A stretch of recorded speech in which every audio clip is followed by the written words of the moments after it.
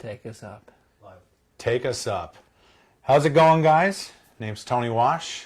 I got my buddy Robert Patrick Stern with me here tonight, as well as Kiko and Jim over there doing all the camera technical stuff. Sorry, go ahead and say hi. What's up, everybody? This is Tony Wash. And this I'm is Rob Patrick Stern. Yeah. This is Jim and Francis on drums. And Meredith's on the tambourine. Maris on tambourine / keyboard.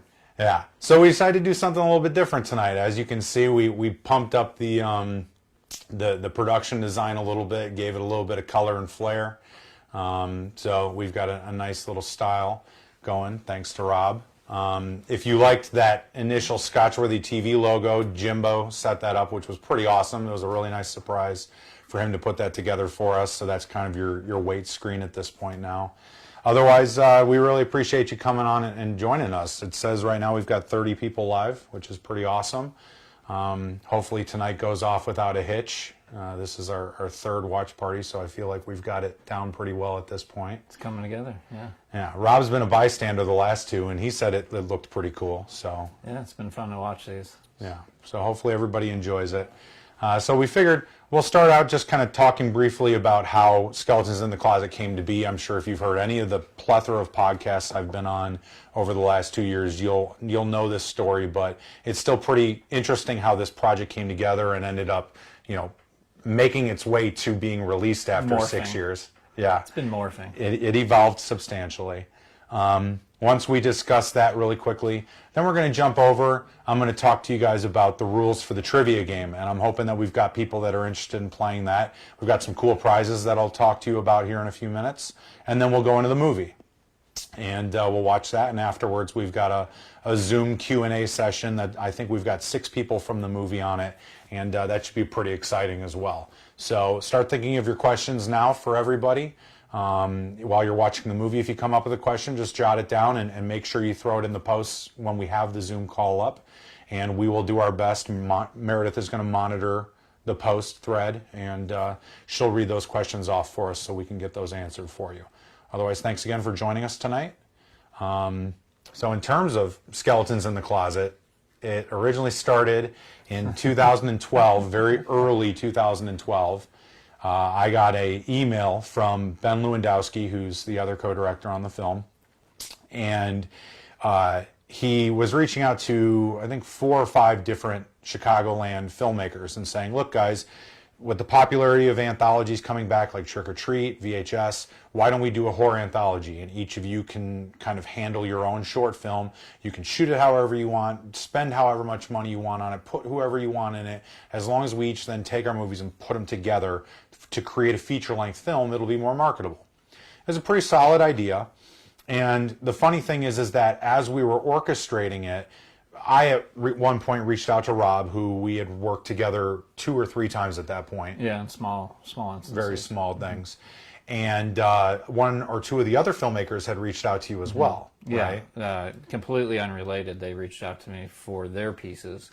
And at the time, there was like 6 to 7 Midwest filmmakers doing this, which obviously whittled itself down and became a totally different project that you'll see tonight. But yeah, I was contacted by 3 out of the 6 or 7 at that point.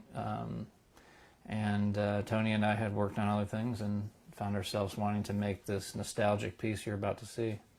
Yeah, and so then what we did was we moved forward from there to orchestrating what is considered Chop Shop, which is the movie within Skeletons in the Closet that the Widow and Charlie are watching on the show Skeletons in the Closet, which you'll understand if you haven't seen the movie, awesome, but you'll understand it when you watch it. It may sound a little confusing. Movie within the movie. Within the movie. Within the movie. Yeah. It's very meta. So what we did was we basically went out, we shot my segment for Chop Chop, which is Grandma O'Malley's Pantry, which is the first film that is in Chop Shop in the film here. Then you went out with Ben and did Dismantler in the Junkyard, right? For part of it, and then you guys went back and did more of the Junkyard later in the year, more in the winter time. Later I think in it that was. same year, yep. Then in 2013, we created the wraparound content, which was the first-person point of view stuff that you're going to see in the movie, where the character is kind of being processed through a purgatory-like scenario. in a junkyard, and we shot that in the summer of 2013. Yep, in a pretty experimental fashion. So, yeah, I'll leave that up to the viewers on that one. It was a lot of fun, though. That's where Rob picked up his co-director credit by helping facilitate that entire process. And Pretty driven by the visuals, so Yeah. it's a great collaboration with Tony just to kind of pull those together, and yeah, it's cool. I thought that worked out really great. And then from there, the project kind of took a back seat. We were developing World of Death at the time. We shot The Muck. We shot the other segment that's in Chop Shop called Meisner, directed by Rhiann Owen, which you'll be able to talk to her during the Q&A session in a little bit. And then we went on to do The Rake. And so now here it is, late 2016. And we're sitting here hanging out, and we're like, we still have these short films that we want to do something with, because festivals don't really like longer short films. And these were only 20, 25-minute short films between The Dismantler and Grandma O'Malley's Pantry. And I've had this idea for Skeletons in the Closet about a horror host and hostess dynamic, similar to Married with Children, but with a horror comedy angle, in my head since college. And so Rob had an idea or two. I think Ben might have had an idea of how to do a wraparound for Skeletons, or to tie up Chop Shop, rather. And it ultimately boiled down to, I think I just was able to convince them to do it. I still remember the initial conversations didn't work out as planned. Sometimes things are just timing based, and I think Skeletons was our best pick, and obviously it played out that way. So. Yeah. So my co-writer John Halusik and I, who he did A Chance in Hell as well. So you've heard me mention his name a few times now in the last couple weeks. We sat down, we put together the wraparound story script for the babysitter and the little girl, and for the widow and Charlie, and we got together in March and April of 2017. 17, okay. I was 3 years ago. I was trying to guess. I was like, is it 16? It's got to be 17. Yeah. Okay. So it was 3 years ago now. We were shooting, I think we were shooting Skeletons in the Closet, the babysitter little girl stuff 3 years ago last week, actually. Wow. Hard to believe that much time's passed. So wow. He still doesn't have any gray hair. I have a ton more gray hair. It's in there. I got a little tea wash in here. Yeah, his wife plucks it. Yeah, that's true. So basically that got us to the point where we were able to put all that together. Ben did an amazing job editing all the stuff together to make a cohesive story. It translates really neat, and the way it interweaves from one story to the next is unlike any other anthology I've seen. Yeah, meanders all over the place, and Ben's great. Yeah, he's got mega pedigree. It's all that Red Bull and cigarettes. Yeah. So then pedigree all the way up to here. Shout out to Ben Lewandowski. So then from there, basically what we did was we released it through Cowlamp Films. We had the premiere in September of 2018, and then it went digital VOD after that, as well as physical media. And so if you guys have seen it already, we really appreciate you supporting the movie, checking it out, supporting us. If you haven't seen it yet, I hope you're looking forward to this, because it's going to be a fun night. It's a blast. So without further ado, what we're going to get into now is I want to explain quickly the trivia to you, okay? So we're running through a site called CrowdPurr, okay? Thankfully, you don't have to type that in, because I don't even think you know how to spell that. But definitely not. Yeah, so if you saw the link before, about an hour and a half, 2 hours ago, I posted a link that had said to go to this site and put in this number. You can also do it right now. The first 100 people to join, which there's 43 people watching, so technically all of you have a good opportunity of winning some pretty sweet Scotchworthy merchandise. So solid odds. Yeah, jump on there, and actually, if you don't mind holding this for a second. Sure, Vanna. Thanks, Vanna. You're so beautiful. It covers my key light, though. Okay. Oh, okay, yeah, there you go. I'm kidding. Perfect. Okay. So basically, what we're going to do is you're going to jump on by going to this website, crowd.live. You can do it on your phone, you can do it on your tablet, on your computer, however you want to access to this. Right now, it's just going to be a wait screen that's going to be it's basically saying, you got to wait until we go live with this. Then once you're there, all you have to do is enter your first and last name to enter. You don't have to put an email in or any of that stuff. Then we're going to go through the movie, and after Grandma O'Malley's Pantry, which is about 30 minutes into the movie, 35 minutes, we're going to come back and do an intermission. So if you're not playing the trivia game, you can take a leak, whatever you want to do. if you are playing the trivia game, we're going to ask a series of 4 questions. They're going to be multiple choice. They will appear on that site that you're currently sitting on if you're logged into this, and you'll be able to pick a choice. You will be timed. There are, I think it's a 10-second timer for each question, 10 or 15 seconds, and the point value for each answer will diminish as the time diminishes. This is going to help us prevent ties, because a lot of you guys have seen a lot of these movies, so you might know all the answers. Or if you worked on the movie, which if you worked on the movie, you can still play. I don't have a problem with that, and if anybody does, go away. Play it up. Yeah, play it up. So basically, you can enter, you'll be sitting there waiting. When it's time to go, we're going to come back. I'm going to say, all right, we're ready to start this. We're going to start it going, and you're going to answer those 4 questions. I'm going to run through each question individually, and after the 4th question, I'll show everybody the poll of who's winning, and the top 3 people who win, after we do our 3 different segments of trivia questions. We're going to do this 3 different times throughout the movie. The first place, or the third place rather, gets the Skeletons in the Closet t-shirt. Swag it up. Swag it up. So we get that. That's your third place prize. I believe we have all sizes from small to 2XL. We may not have any more 2XLs, but we'll figure it out. If not... Yeah, we'll put some t-shirts together. We'll hand sew them. Yeah. Yeah, we'll get some people to take away some time from their... busy schedule. Exactly. Second place prize gets one of the 10, there are only 10 test prints for the Skeletons in the Closet, I can't talk. Fly. Skeletons in the Closet vinyl soundtrack, which is absolutely amazing. So you get the test print that I gotten, came in just a regular old sleeve, but there are 1 of 10 of these that you get, Keylight, okay? But then you also get this as well, which is the inner jacket sleeve, which has awesome artwork by Adam Michaels, who also plays Charlie in the movie.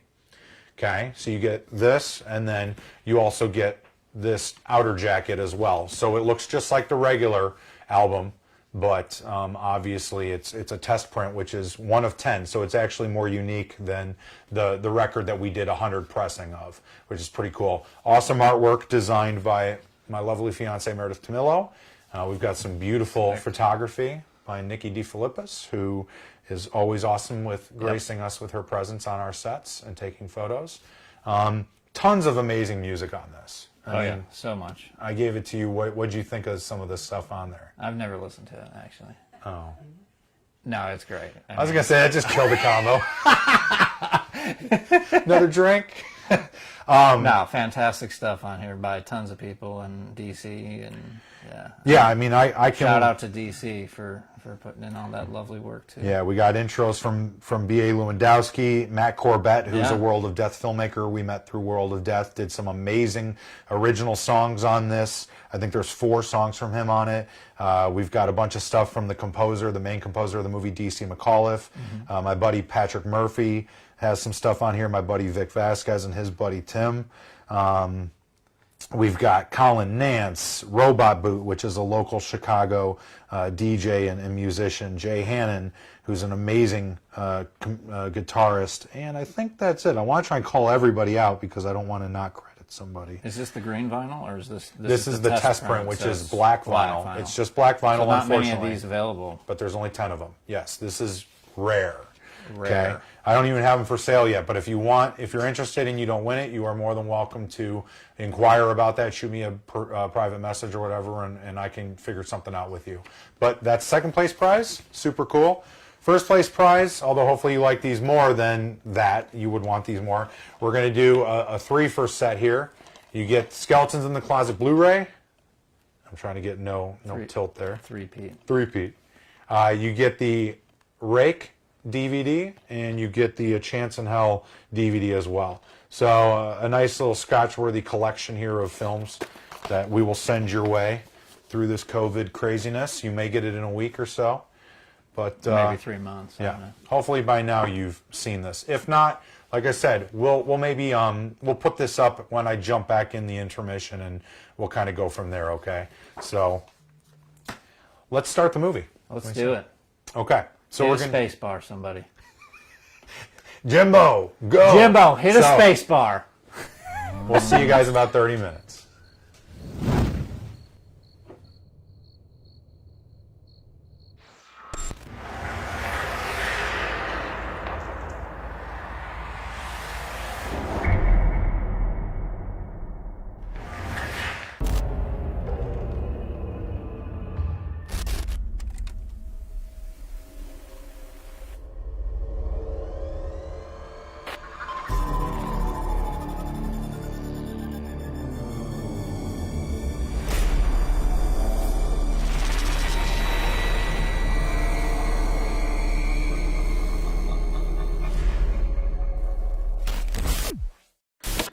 not agree.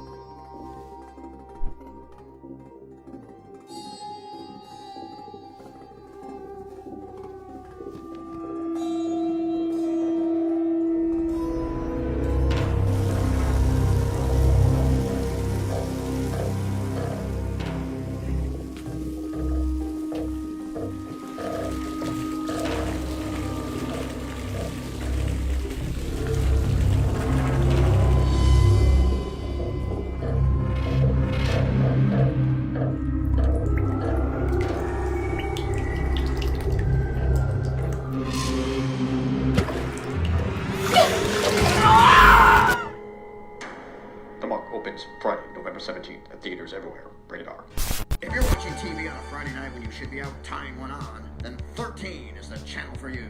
Coming up next, we got a whole bunch of totally wicked shit, starting with everybody's favorite freak show, Skeletons in the Closet. Channel 13. Fuck yeah. Rita, the sitter's here. Tina, hi. Thanks for coming on such short notice. Oh, it's no problem at all. Honey, going to be late. Hi, Tina. Nice to meet you. There's plenty of food in the fridge, so help yourself. You should come about 11. And she's in the family room just down the hall there. Jamie, be good tonight. Love you. Bye. Hey, Squirt. Jamie. I'm Tina. It's, nice to meet you. Tomorrow, rise and shine with the Channel 13 Wake and Bake crew. Join the 12th rated morning news program in the state with co-anchors Dick Hardcastle and Allison Undertow. Wake and Bake with Channel 13. We're boring, so you don't have to be.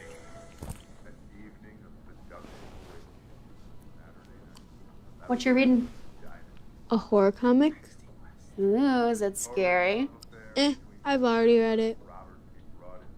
Gotcha. So, do you like scary stuff? Yep. Do you? Not really. It's too corny.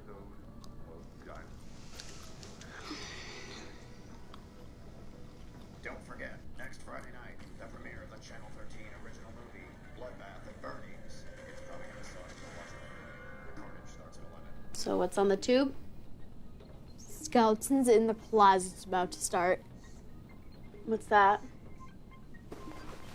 The widow killed her husband Charlie a few years ago and hid his body in their basement. Every episode she goes down there and they watch horror movies with us.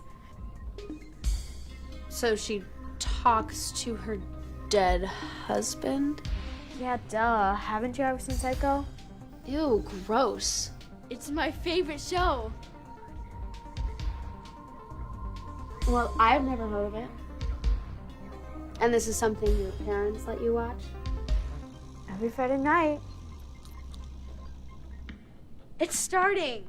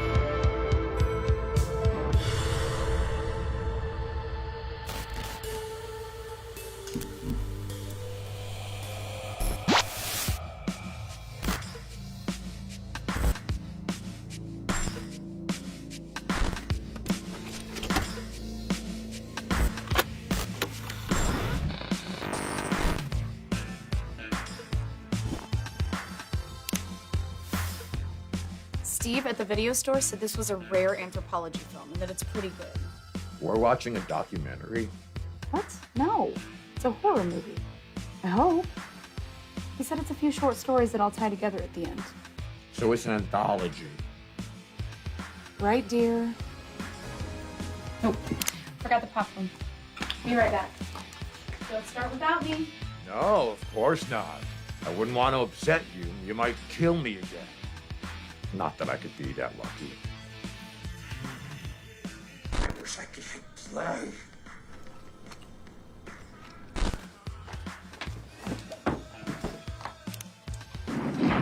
Have some popcorn, babe.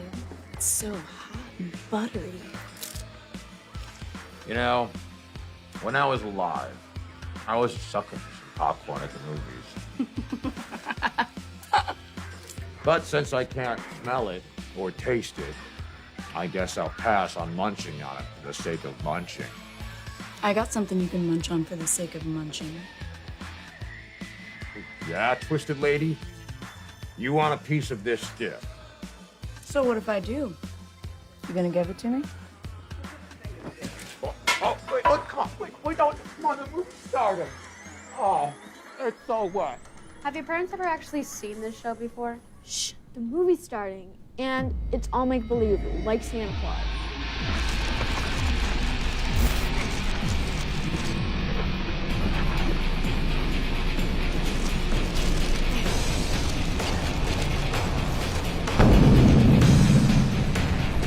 Did you really just compare necrophilia to Santa Claus? Shh. Flapping around like a fish out of water. Well, come on. No one's born a sinner. We all die one, though, don't we? Through life, we make choices. Good and bad. In the end, everything winds up here. Welcome to your hell, asshole.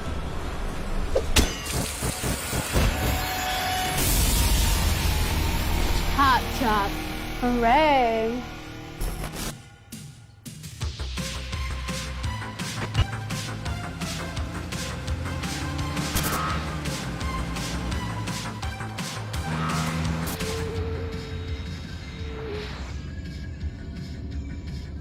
How you doing, Casey? Fine. Why are you so quiet? You're not getting carsick, are you? No. Something wrong?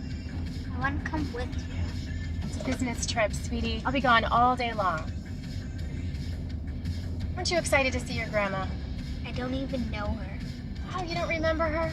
She and Grandpa came and visited us on your 4th birthday. Why haven't you visited since Grandpa died?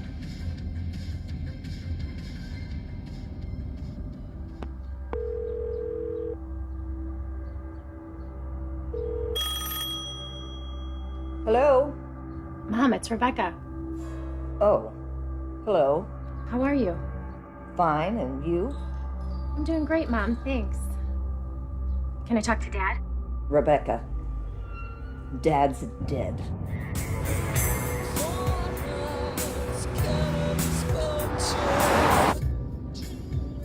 Why'd you take your necklace off? I just didn't want to lose it on my trip. Why couldn't I just stay with Dad? Daddy was busy too. Get out of my house right now! Don't worry, you'll have lots of fun with Grandma. I promise.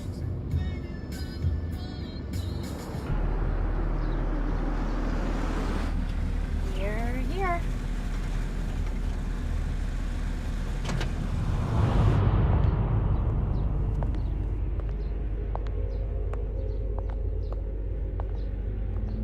It's humongous.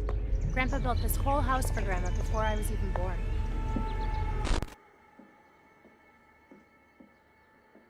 Remember your best behavior. Why are there newspapers on the windows,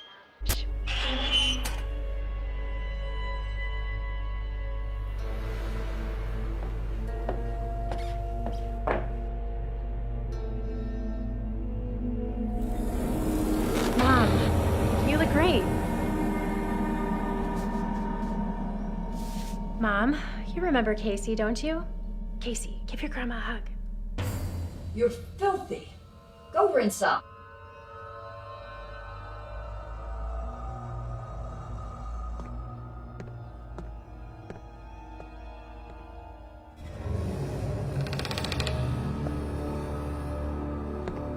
Don't make me regret this, Mother.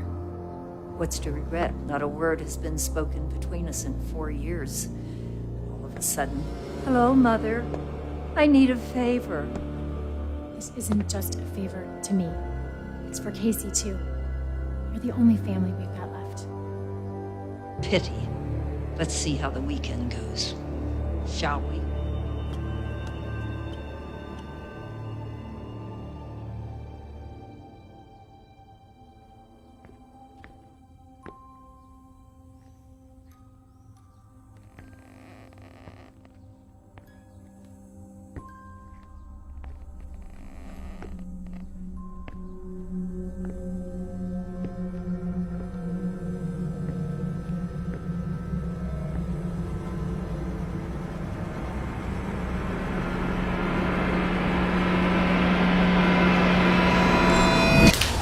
Don't even think about it, you little brat. Those are only for Grandma. Now go upstairs and find your mother. He's dead? He's dead. Gone. Turned to dust.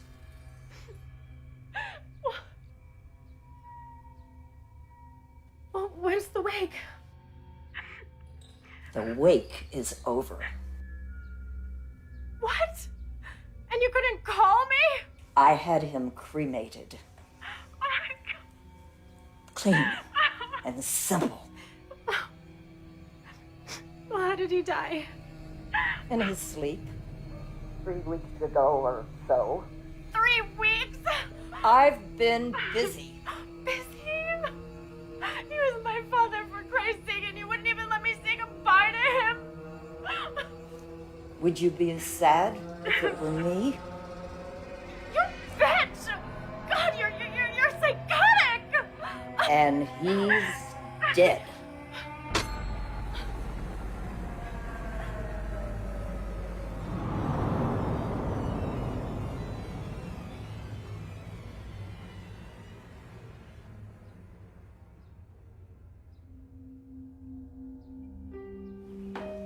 Why are you crying, Mom?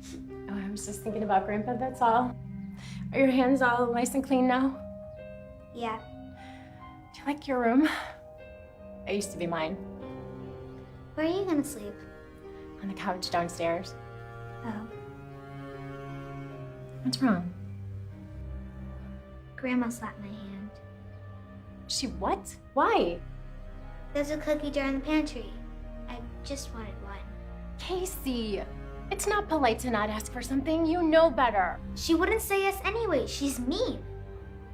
Do I have to stay here? It's only for 2 days. Besides, she's your grandma. She loves you. She's just a little stricter than I am, that's all. I think she smells bad. Come on, you. Let's see if we can get a cookie and a glass of milk. This time we'll ask first. Mother, you'd be so proud of Casey. Her teacher says that she's one of the smartest students in her grade. And she has the most patches in her brownie pack.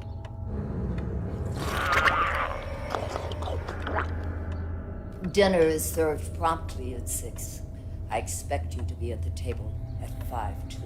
That's fine. I was just gonna take Casey out to Grandpa's workshop and show her some of my old birdhouses. Be at the table at 5 too. No later. Be careful in that sty. No one's set foot in there in years.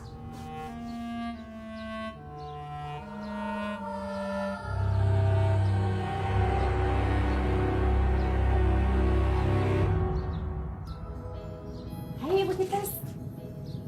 Mom, that's ugly. Hey, I built this when I was 5 years old. Did Grandpa make all these faces? Yep, every single one. Wow, he was really talented, wasn't he? Yeah. You know, he even made me a doll once. Wish Grandpa could make me a doll. So do I, sweetie. Casey, look at this. Was that Grandpa's? No, silly, this was mine. Wow. Grandpa gave this to me and I used it to help him build whatever he was working on.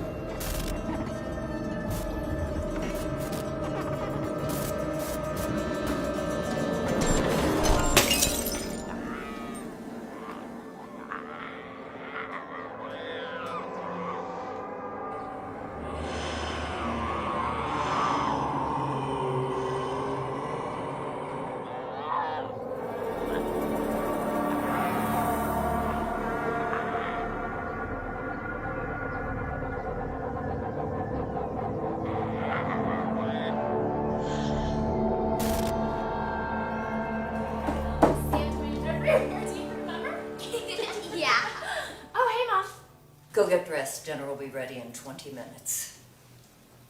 Come on, honey, let's go get ready for dinner.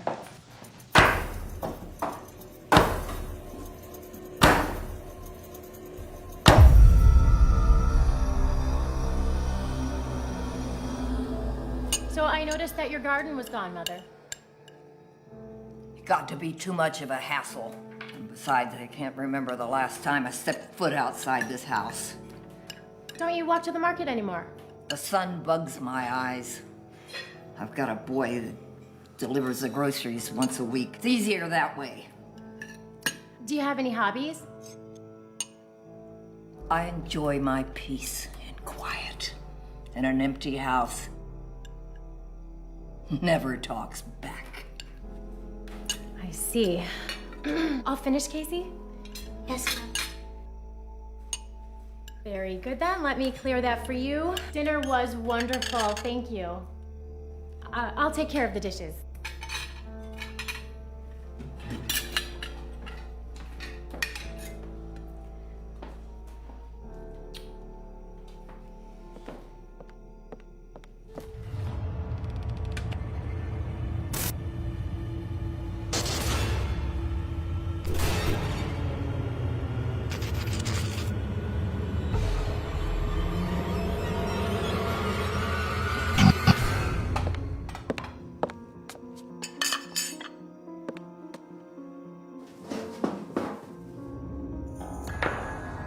How could you throw this away? It wasn't being used anyway. It's just garbage. You know how much it means to me. I know how much he meant to you. That's just a hammer. Ugh. You are.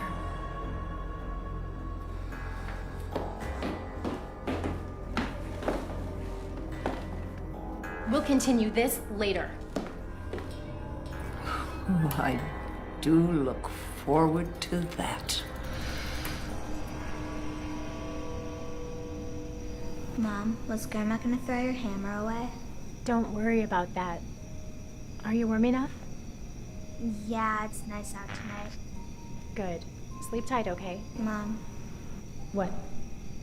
was Grandpa as mean as Grandma is? Grandpa was the best man I've ever known. Even better than Dad? You get to bed now. I'll wake you up before I leave in the morning, okay? Okay, I love you, Mom. I love you too, beautiful. Now get some sleep.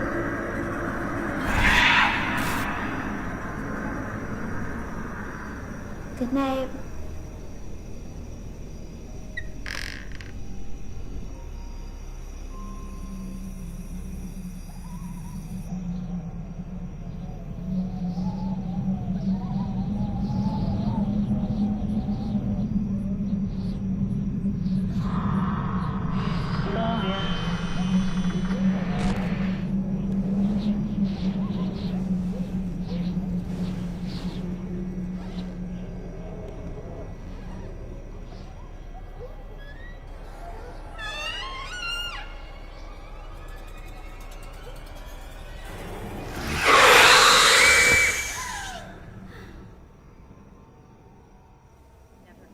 Ounce of love. And why? Because I'm different than you? Because I'm normal? Your father may have accepted that fact. It's never in my heart to do the same. You don't have a heart. Your point? Mom.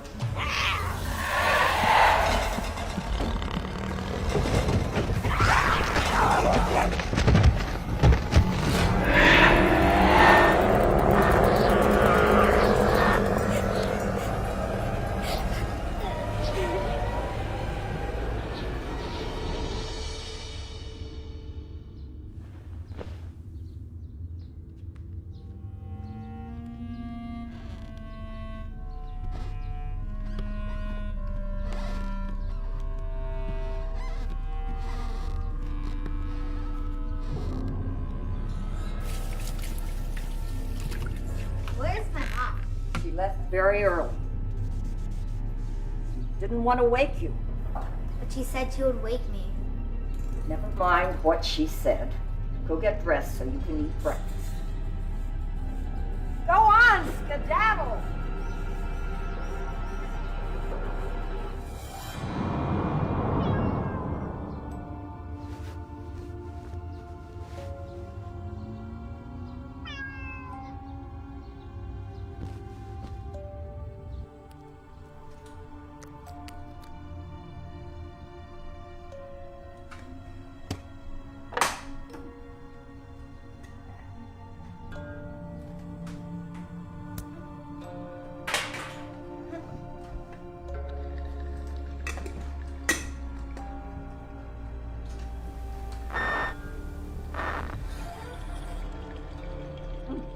Like it, did you? Yes, thank you. Would you like some more? No, thank you. I am full. Very well, then. Could I go outside and play? Stay in the yard. Well, go on! And don't go in that garage. It's dangerous in there.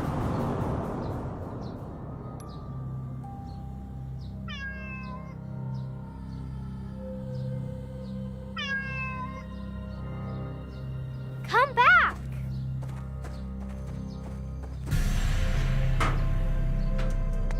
Get out from under there, you darn cat!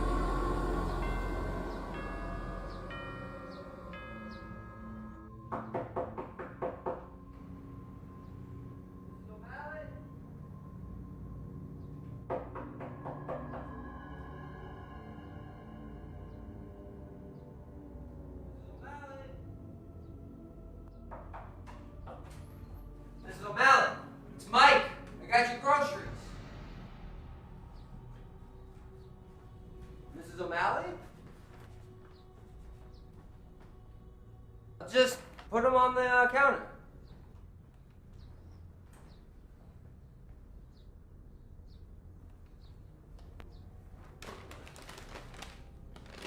I'll just collect the check next week, okay?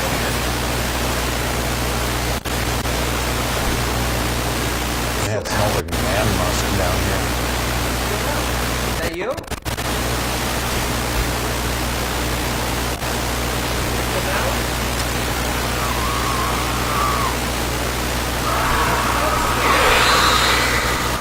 Okay, it's gonna be pausing right here. It's pausing.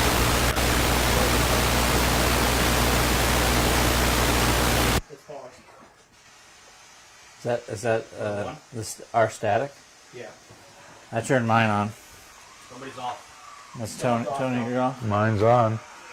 Unless, is it? Power cycle.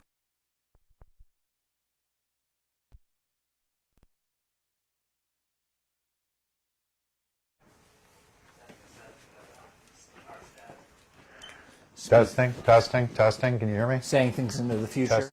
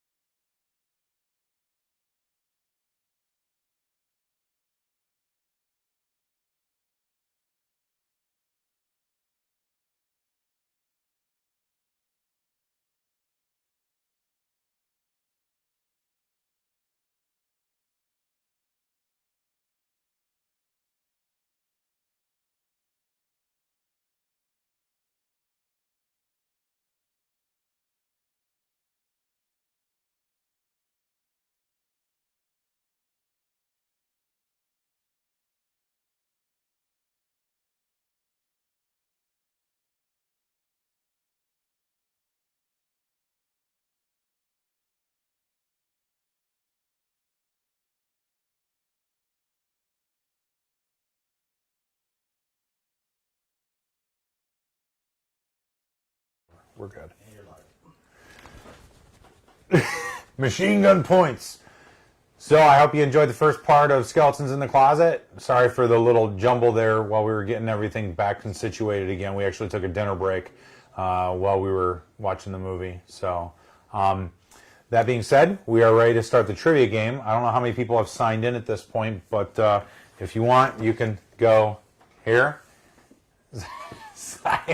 What happens if I hide behind this logo, like I'm Charlie Head? There you go. There we go. Okay. There you go.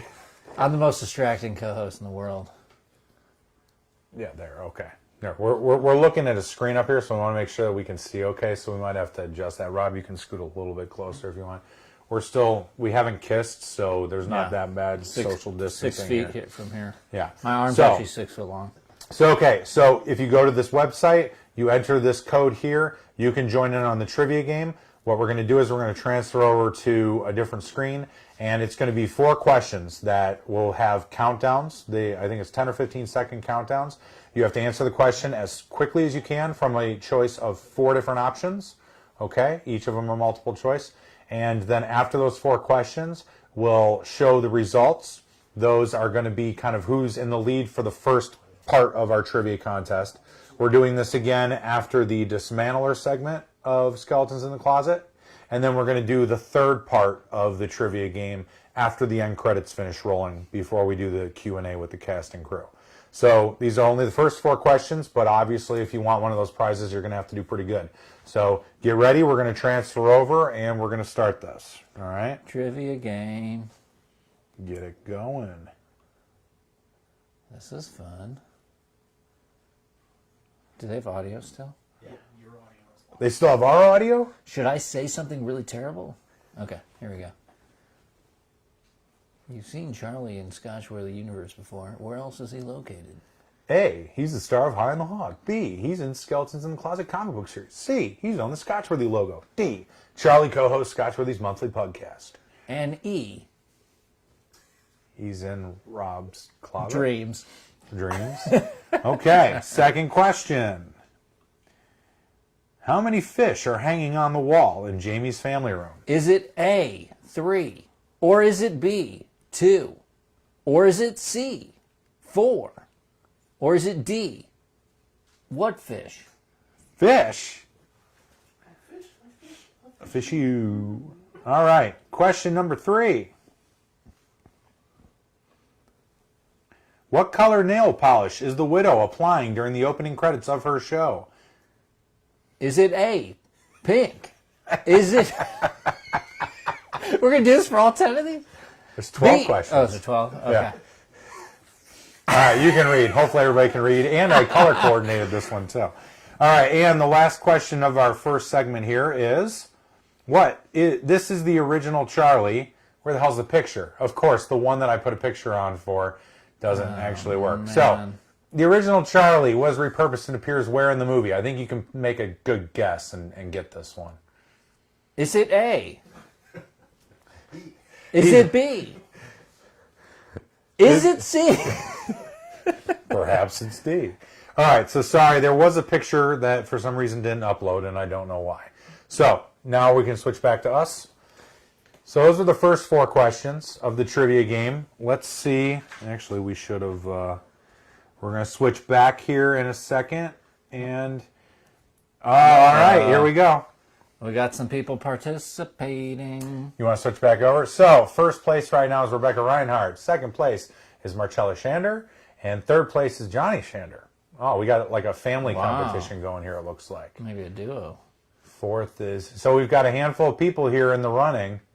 Adam, and it looks like Adam, who plays Charlie, is in there pretty close. So... he wants that vinyl. I don't blame him. I'd want one too.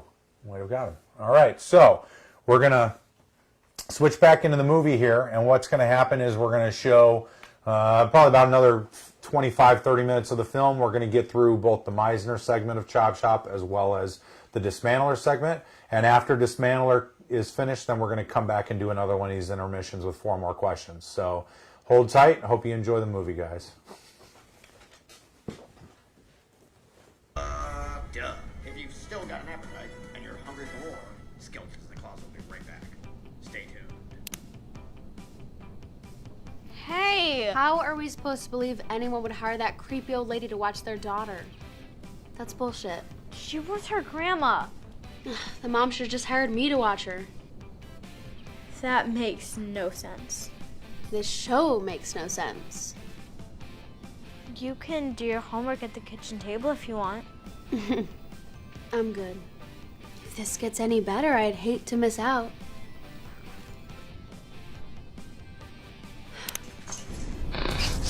Still not ready to accept your fate, Flounder? Fuck you! You're full of piss and vinegar, aren't you? Mostly piss. Who the fuck are you? We're the same sad motherfucker. Ignorant at the core. Unwilling to show penance until it's too late. Now, we pay. Get away from me! Disrespectful. I'm trying to make things easier for you, dickweed. Fuck you! You ignorant piece of shit! You sit there all holier than thou, as if you don't deserve what's coming to you. As if somehow this destiny of yours is some kind of surprise. Agony follows the guilty, like rot on the dead. Everyone suffers in some way. You think I'm bad? You ain't seen nothing yet.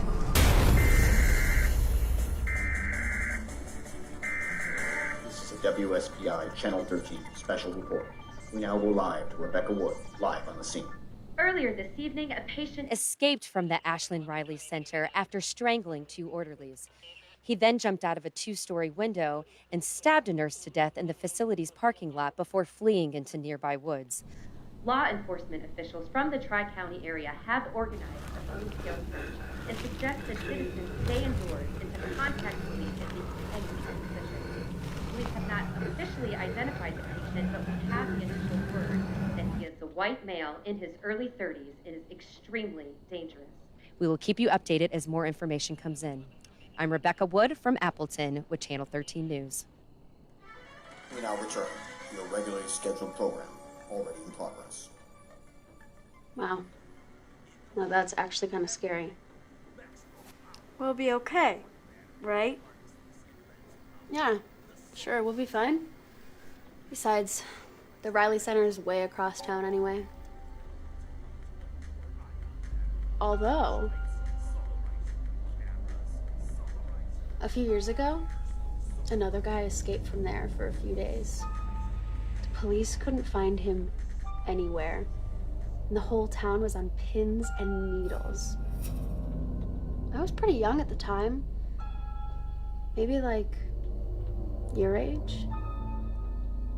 Parents wouldn't even let us go outside. Then, one night, this boy that I went to elementary school with woke up in the middle of the night because he heard a sound coming from his closet. And when he opened the door, he found the nut job huddled inside, eating his pet ferret. Wait a minute. When did you move here? This could be the same house. I'm telling my dad on you. Oh, God. Take a chill pill. I thought you liked scary stuff. Tonight, WSPI Channel 13, a super lineup of awesome Saturday night shit. First, Charlie and the Widow are back with more ghouls and ghosts in Skeletons in the Closet. Then, the Emmy Award-winning Dynasty Quest. Also, Dynasty Quest. Sexy as fuck, Venice Beach Undercover.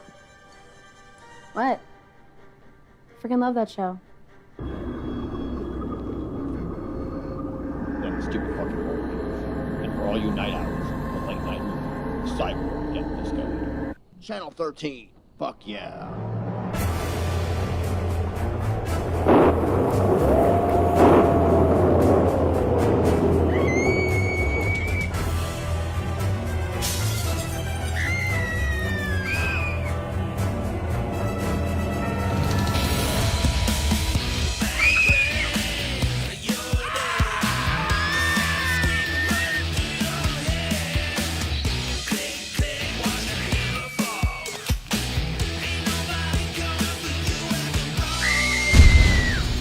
They're coming to get you, Barbara.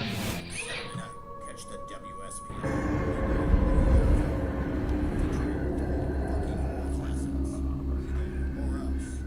I'm totally gonna watch this. Me too. Psych. Whew. That was good. Was it? Well, good. I'm glad someone enjoyed. Yeah, I did. Well, considering I had to do all the work, but there's nothing new there. You think the grocery clerk made it out of there okay? I don't. Why did the little girl become a monster? It was hereditary. It just skipped a generation with Mom. So it was in the blood, huh? Can't help your genetics. No different from what I used to say about your mother. Do not speak ill of the dead. What is wrong with you? I'm just choking on the irony. I'm sorry. I'm fine. I'm dead. I can't choke. So who do you think's getting tortured? Well, it's not Grandpa. He's still in bed. His performance was great, though. I really identified with his plight. Ooh, what's this now?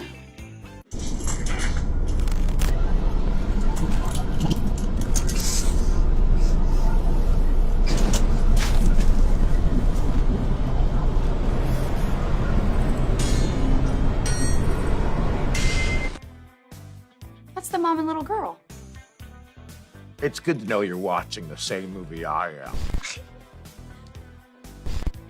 Keep it up and see where I stick you for the next 40 years.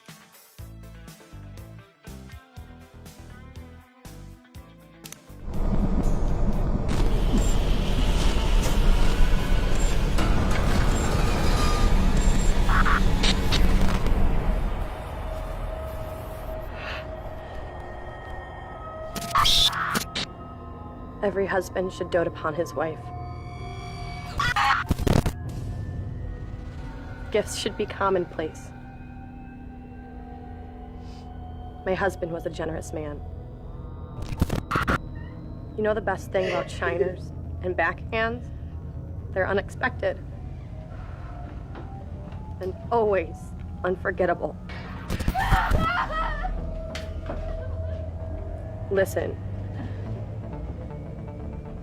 Deconstruct yourself entirely. Incinerate your fear.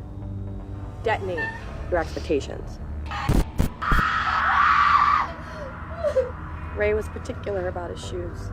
Last week, I ran out of polish, so I used a little olive oil. When he complained of a scuff, I bent down to take a look. His foot found my face, unhinging my jaw. I couldn't close my mouth for days. Flowers. You stupid girl. You knew you'd come back. I always did. Every single time. It's been hours. The shovel's gone. Breath reeked of Plymouth Dry. Smell worse than gasoline. He threatened to bury me in the dump out back if I ever tried to leave. Even in death, I was still garbage. His garbage. Be fearless. Work from impulses, not cues. Be specific. Break a leg.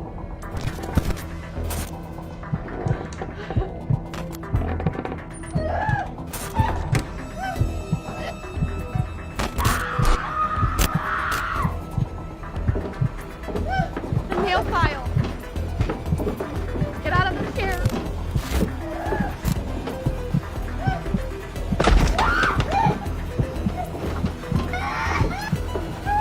Play the moment, not the story, not the story, not the story.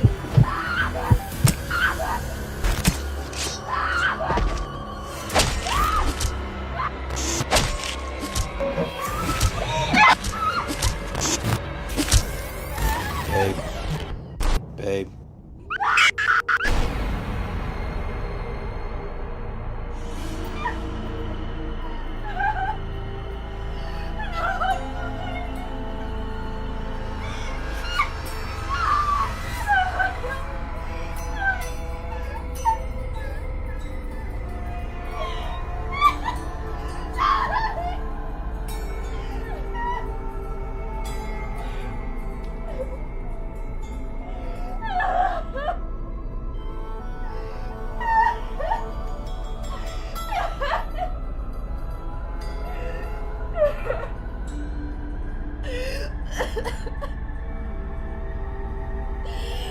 My fault. I should have shut my mouth. I wouldn't let it go.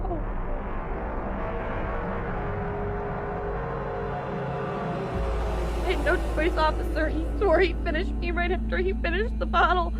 The knife was to my throat. I did everything I could just to escape.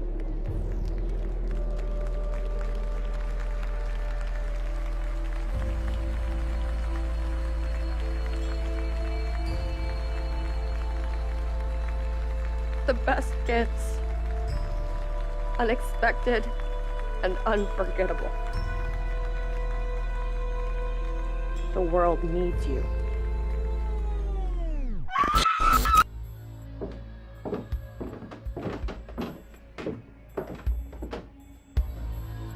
Honey.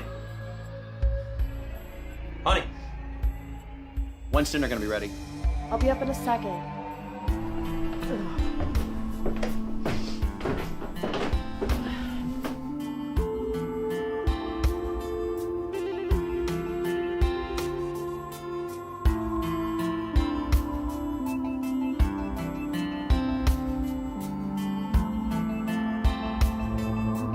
Character builds relationships that serve their intention. After they get what they want, the scene is over. Don't act. Don't pretend.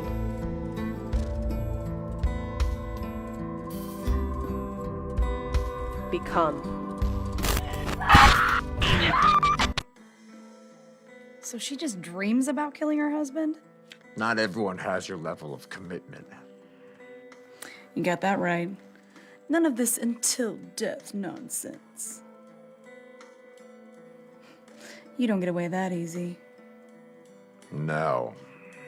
Not easy at all. Static? Seriously? Gag me with a spoon. Come on, what's with this tape quality?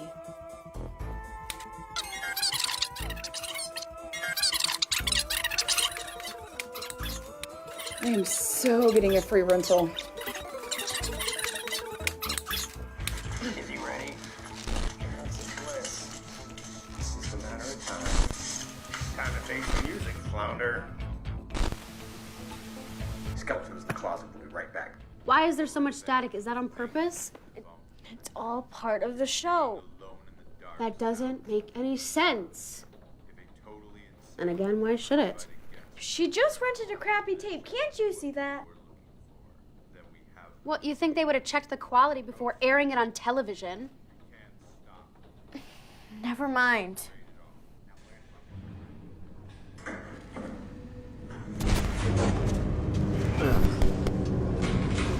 The willingness with which those enter here is surpassed only by their eagerness to escape. Floor, retribution, please. Oh. Down we go. You're really in this shit now. Fuck you. I swear to fuck, if I burn for that little stunt you pulled, I will cut you from your cut to your jaw.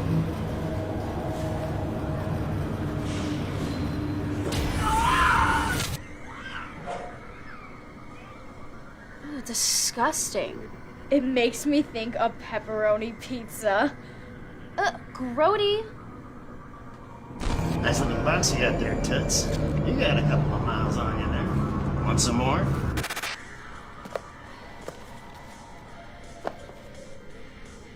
I can't believe your parents let you watch this. Do you even understand what's going on? I told you, I watch this all the time, and if you were paying attention, you would understand what's happening. Well, then what is happening? In which movie? In any of it.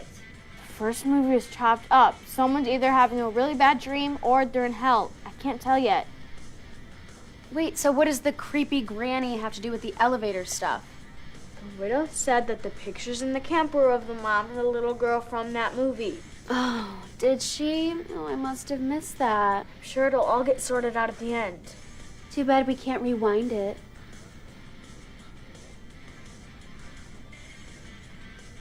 Just pay attention. Doing all right there, Baracho? Oh, fuck it. Sorry for the technical issues. We'll take a short commercial break while Charlie and I try to fix this tape. What the hell do you expect me to do? Hello to all my little monsters out there in TV land. Hi, Widow. I'd just like to take a moment to tell you all about the current promotional offer on all of your favorite Skeletons in the Closet merchandise. Find our ad in any Scotch-worthy comic book or call the number below. And with the purchase of any of my products, I'll send you a free bottle of Widow's Kiss. My elixir is the perfect treat for that not-so-special someone in your life. Send them off with a Widow's Kiss. Call toll-free 1-900-867-5309 or order all your favorite Skeletons in the Closet merchandise now. The Widow stands behind all the products with a money-back guarantee for a full catalog. Done marketing. Can we get back to the movie now? Yes. It's quite a trip, isn't it? Just keeps going and going. It's starting to sink in, isn't it? Are you crying? Last stop.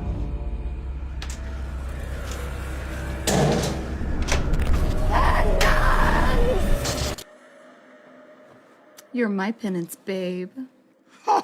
Right. This is your hell. Sure. What's penance? Babysitting for $125 an hour. No, it's not. Oh my god, whatever.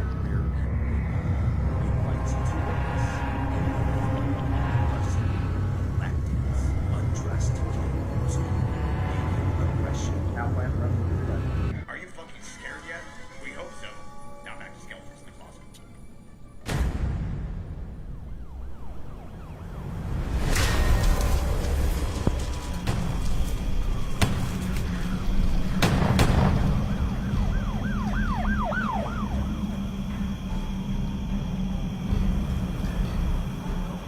We gotta get out of here now. This place is gonna be crawling with cops. The yard is just over that hill. Gonna run for it. Wanna skip and hold hands? Jackass. Quick as talking.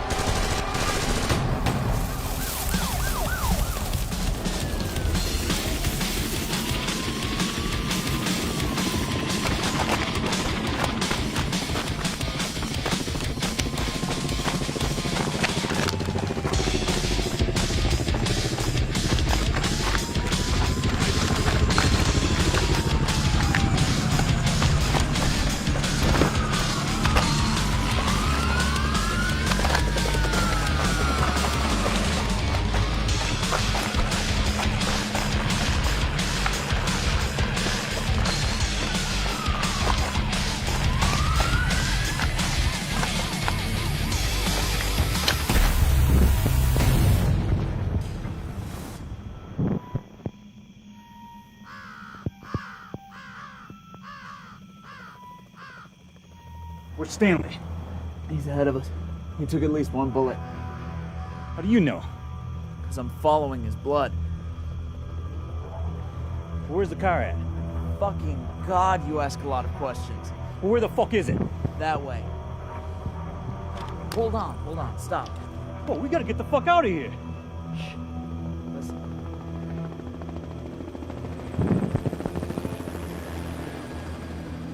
Come on.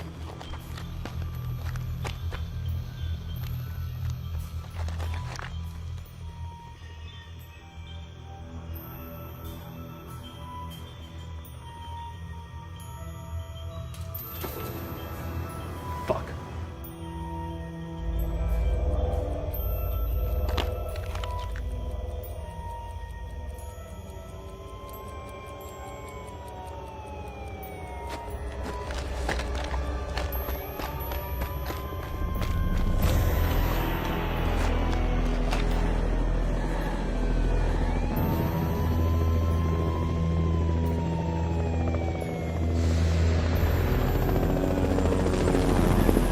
More than one up there.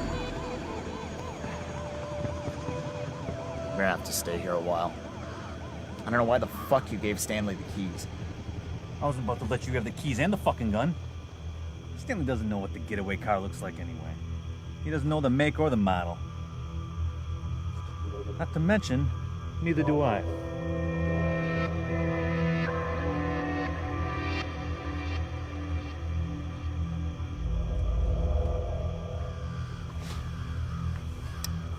How'd you lose the gun?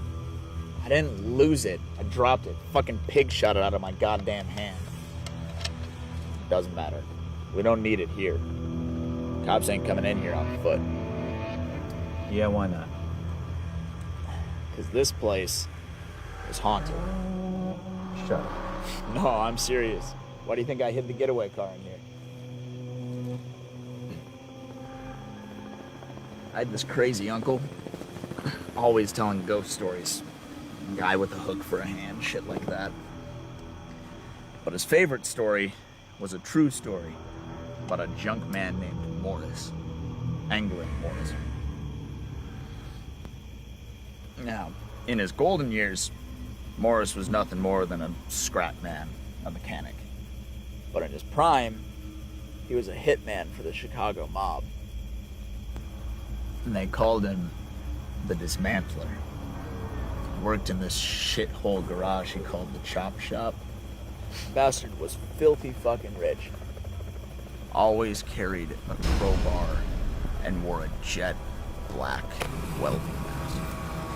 Morris was fanatical about trespassing. And the story goes that some teenagers were in here stealing parts. Killed all of them. Ruthless old fucker. Problem was, one of them was the son of the sheriff. So, cops from 3 or 4 counties get together and killed Morris. Since then, all of those cops have died very mysterious deaths over the years. Freak accidents and shit. Because of that, cops won't set foot in here. How'd they kill him? Stuck him in his own hammer mill and flattened him into a postcard. Can you imagine that? Being crushed alive, bones snapping, blood squirting from your fucking eyeballs. Rumor is that he stayed alive for an hour or so. Tough old fucker. Now, Morris's ghost stalks the yard, looking for revenge. And most importantly, he's looking for trespassers. We're trespassing.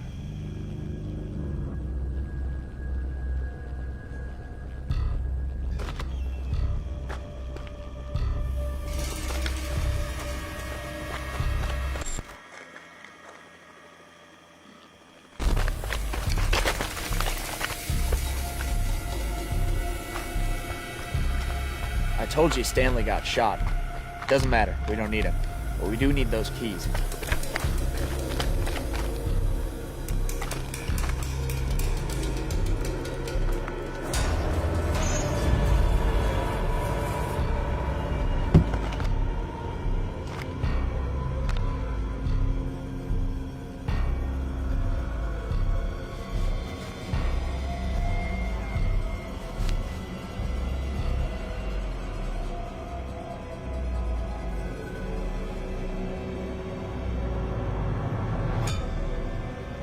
Yeah, he's dead.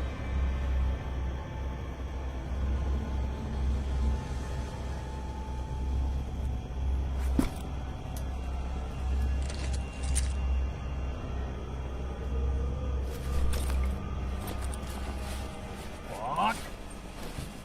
Fucking keys! Fucking keys aren't here! God damn it! What are we gonna do? Backtrack? We gotta find those fucking keys. The keys could be anywhere, and it's getting dark soon. So what the fuck are we gonna do?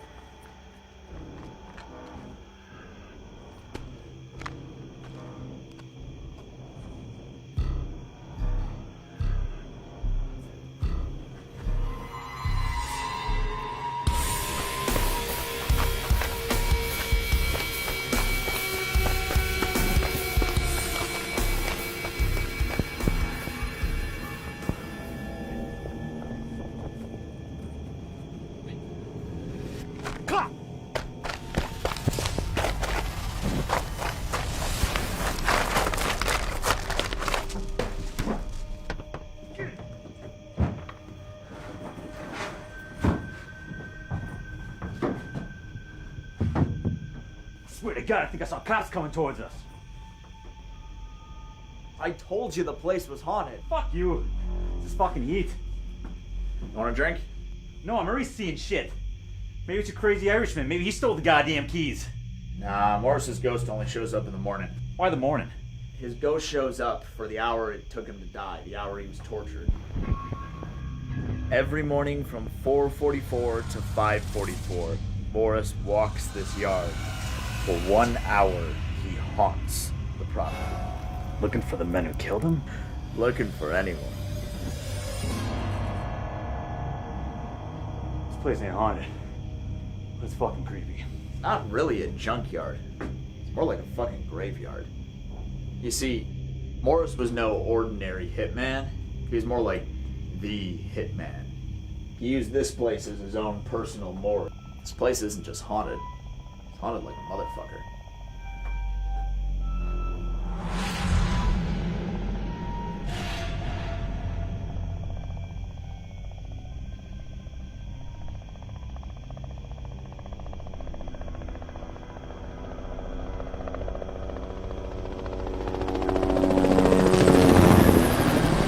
This fucker's relentless. Are they ever gonna give up?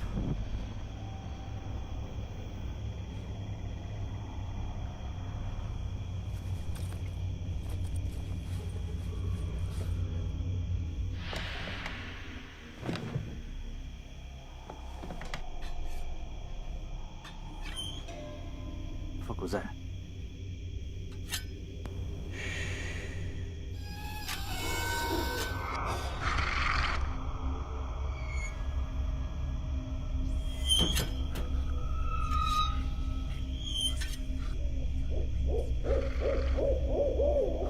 Goddamn owl.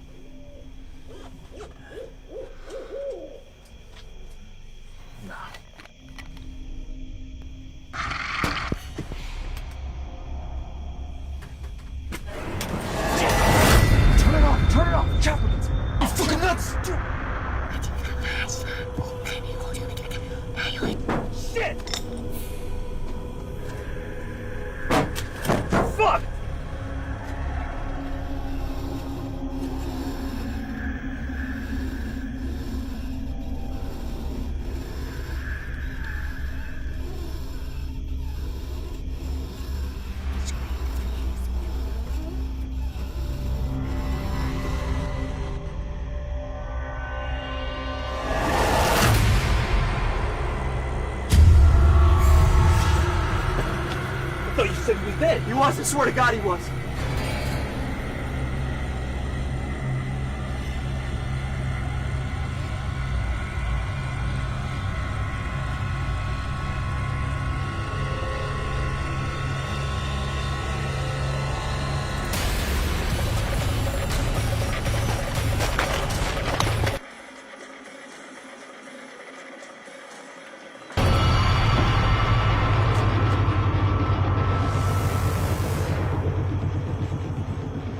What is happening? It's a joke, right? You and Stanley are fucking with me? And why was he pointing at me? Maybe he knows you're scared. What do we do? We have to wait here a few more minutes. Eh?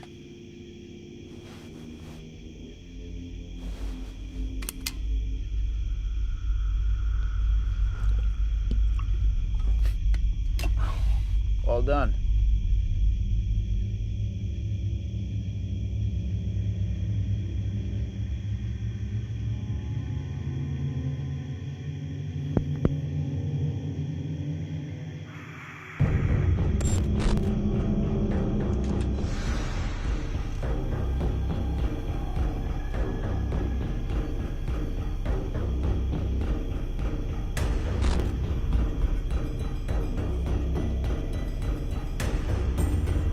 You know what this is?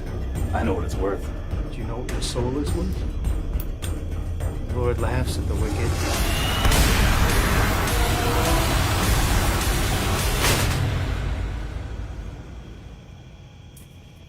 What the fuck is going on here?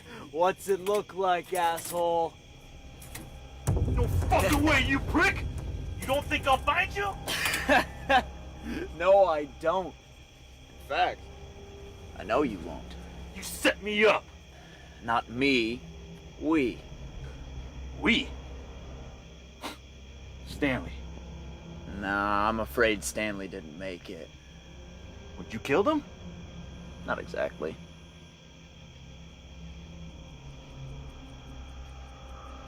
What time is it? Oh, are you expecting someone? You should be.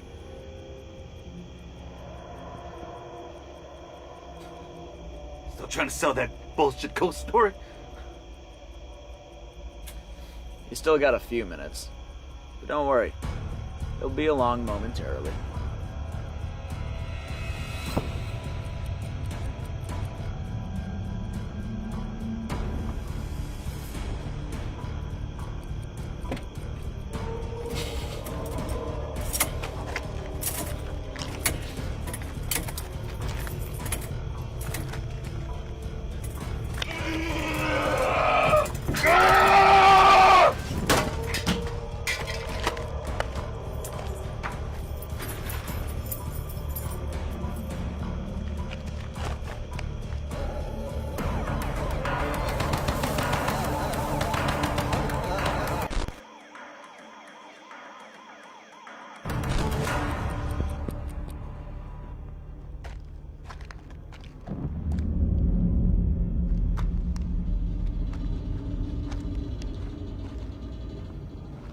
We underestimated you. Yeah?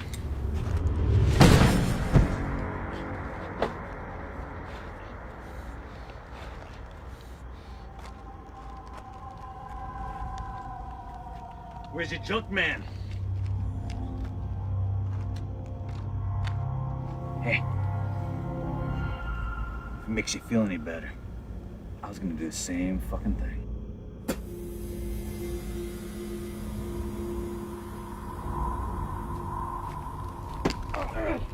Fucking rodent. Hey, you dropped something.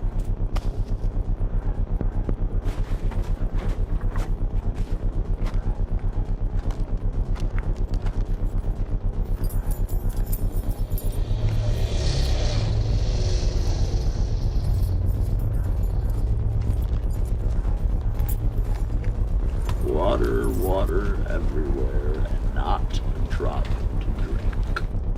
You give me those fucking keys and tell me where that car is, or I'm gonna put more holes in you. You still think you're gonna get out of here?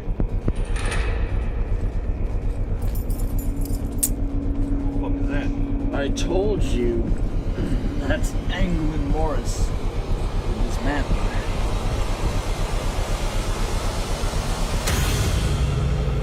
Jesus Christ. Fuck this.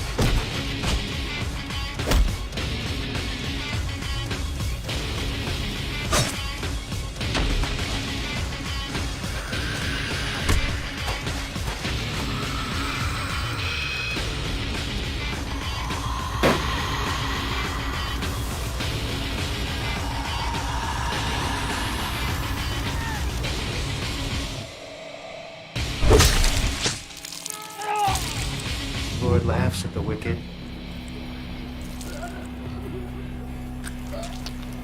For he sees that their day is coming.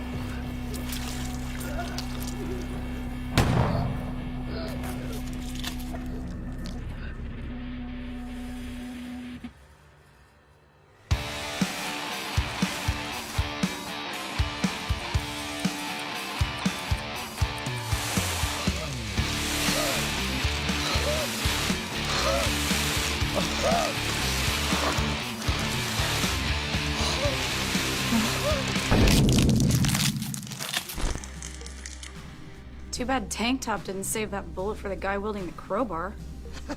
Tank top. That's good. The dismantler still would have spun his guts like spaghetti. True. Why do you think Tank Top didn't drop the bag while he was running for his life? Wouldn't that slow him down? You think that's what did him in?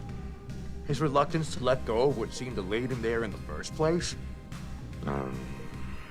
Greed is a powerful thing. So's wrath. No denying that. Welcome back, asshole. It's a bit much, isn't it?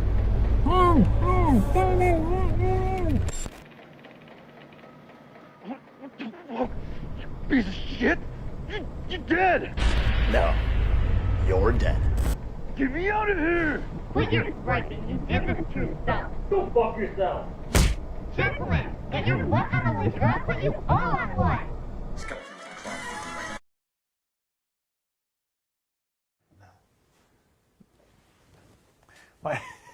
You gotta scoot just a little bit. Yeah, I know. Otherwise, I become Charlie. Yeah, you keep Yeah.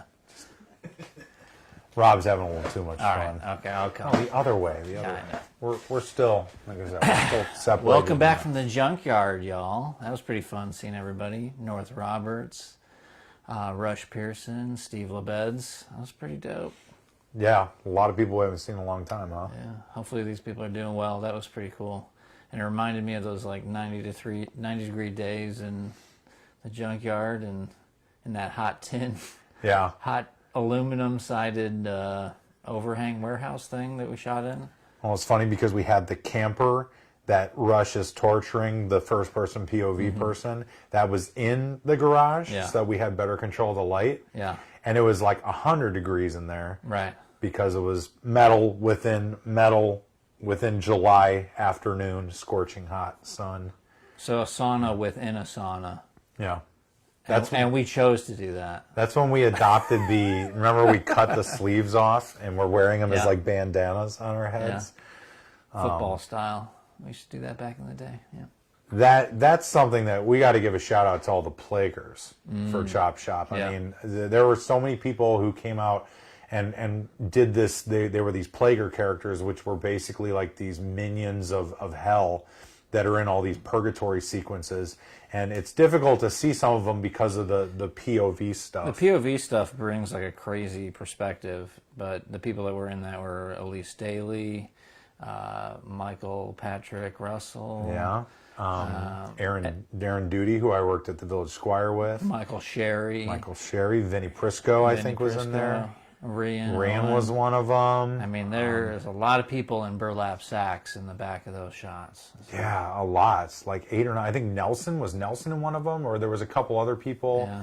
So it was pretty awesome. But all that production design that came together from Sarah Sharp and Amy Farrow worked on that a bit, and Amanda Eastman. I mean, Kelly Tidmore. There were so many people that were. Sarah Engel, thank you. I love the peanut crowd over here. Wait, what's the last gallery. name you just said? I'm just kidding. I'm getting cool. feed. Also, shout out to Tim Volker and John Pata for like making those sets run during those terribly hot days. And you had Kyle Douglas and Zach Arneman were there doing stuff as well with coordination and BTS. I mean, there was tons of people. You look at the end credits rolling. Yeah. Lots of people that you think back that was 7 years ago almost. Yep. It's hard to believe. It's almost been a decade. All those people wanted to go a sauna within a sauna deep with us. So. Shooting that wacky independent movie Chop Shop. Yeah. So, but it's pretty cool going back and seeing how it all comes together. And then look at Meisner before that, where we did that in 2014, I think, early 2014. And yeah, okay, it was early 2014. I don't really know that answer. That was in Jim's basement. Which is really funny because Meisner with Rhiann as the actress was shot in Jim's basement. Yeah. The original title of the movie is called Jim's House, which didn't go over well with the European audiences. Not really sure how that just landed on deaf ears, but Jim's House is really my title. That's how I look at it. But so should we do Tony went with a different title. I didn't ask my co-producers their approval. Do you think we should do a sequel, Return? To Jim's House? The Revenge of Jim's House? I think we should. Because there's more to explore, that's for sure. Yeah. The attic, the pond in the back, the grill area. I mean... Because the muck is shot in Jim's house, Meisner shot in Jim's house, the family room and kitchen of the little girl and the babysitter is Jim's house. The kitchen is also Renee's kitchen. That's Casey's mom in Grandma O'Malley's during the flashbacks. That's the same kitchen. We said the muck already. The muck is definitely involved. Yeah. All the behind stuff, all the outside stuff, the exteriors are actually the house as well, and that's the house that Rob, Jim, and I actually lived in for a couple of years. We had our own little film family fraternity, I guess. In Jim's house.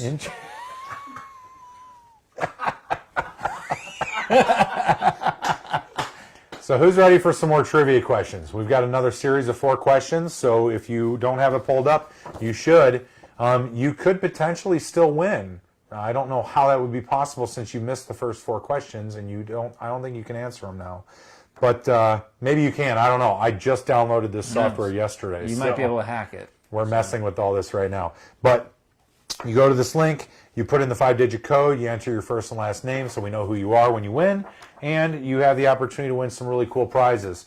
I do also want to give a quick shout out to the designer of the artwork here. Not just Meredith Tamillo did the whole layout and everything, she did the design work, but the actual illustration is by Ryan Glosmeyer, who we met in World of Death as well, which was really cool. The thing about World of Death is all the collaborations we've had with people from all across the world. You know. Yeah, it's been great.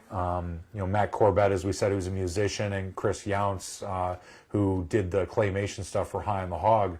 They're in different countries, and we never would have met them if it wasn't for World of Death. Yeah, I'm still meeting World of Death filmmakers today and collaborating with them, so that's been pretty wild. Stephen Nelson was on Steve. the stylist. This is for you, Texas Steve.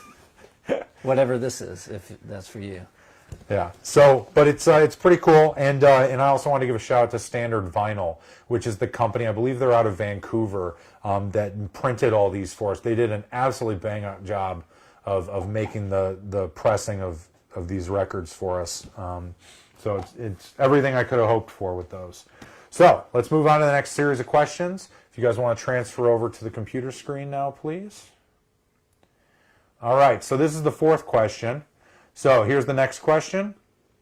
Which black and white horror classic is not played during the Channel 13 Midnight Movie Marathon? Is it A, House on Haunted Hill? Is it B, Wasp Woman? Is it C, White Zombie? Is it D, Nosferatu? Which version of Nosferatu is the side question? Okay. There's like 3 of them. Yes, there are. Next question. What is the name of the late night movie playing on Channel 13? Is it A, my voice, Cyborg Disco? Is it B, The Muck? C, Vermin? Or D, Sludge Sisters against the Cyclops? There's no way it's D.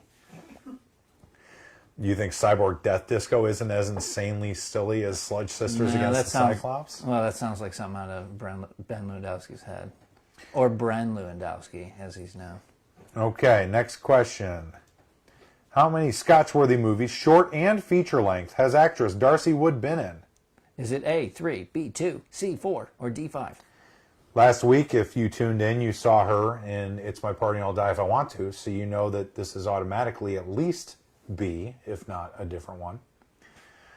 But it was pretty cool talking to her, and we're hopefully going to get her involved next week when we do The Rake, because she was in that as well. So, man, I'm actually helping you with the damn question.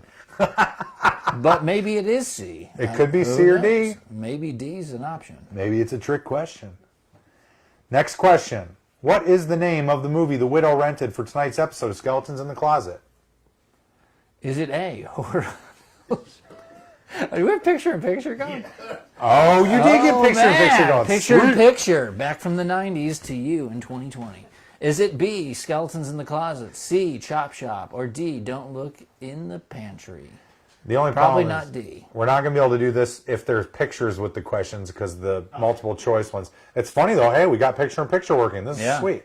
Sweet technology. So we could technically do that for Zoom maybe.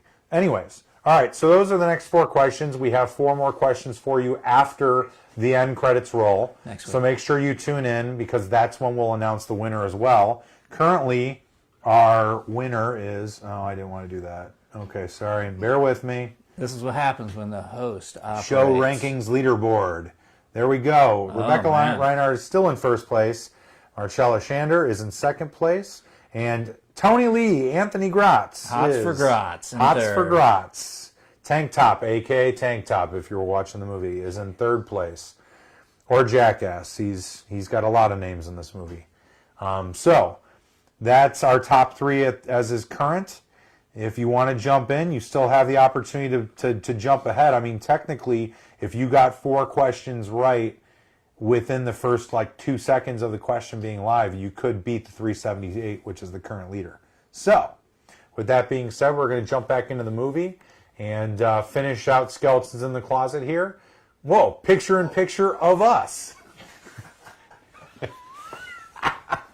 This is all right. You guys are getting transition happy over here. You need Kiko's had a couple of beers. He needs to relax his shit. Okay, so we're gonna jump back in. We're gonna complete the rest of Skeletons in the Closet. I hope you enjoy the rest of the movie. We got some pretty cool stuff at the end here if you haven't seen it, and then we'll come back. We're gonna talk for a little bit. We're gonna do the remainder of the trivia questions, announce the winners, and then we'll jump into the Zoom call with our cast and crew members. All right, so stay tuned.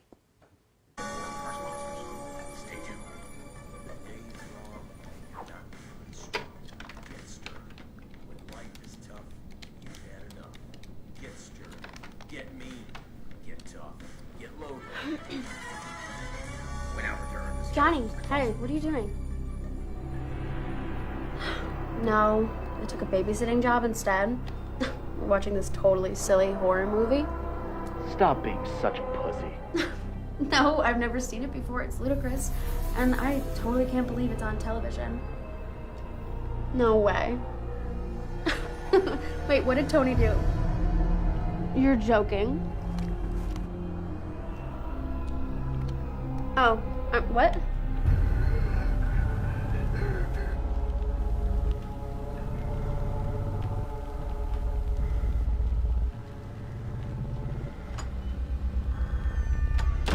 I mean, the theme's pretty lame, but, well, I mean, if you wanted to go, then yeah, I'd be totally down.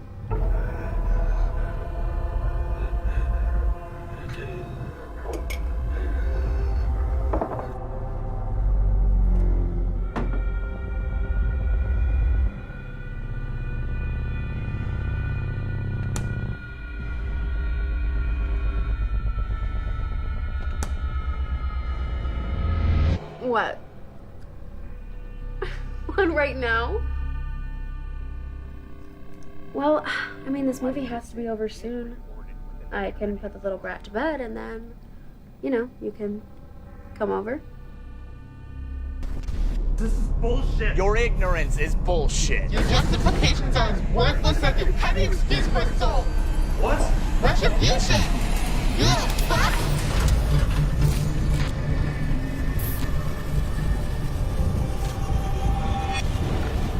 Your sin. Alright, me.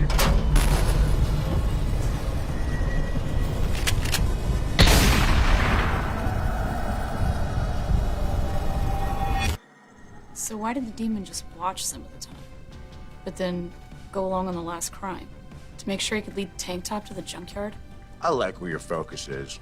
Not on the fact that a terrible person who committed horrible crimes got what was deserved of them in the end, but on nitpicking the tactics of demons. Your pain cleanses my palate. Get out of my house!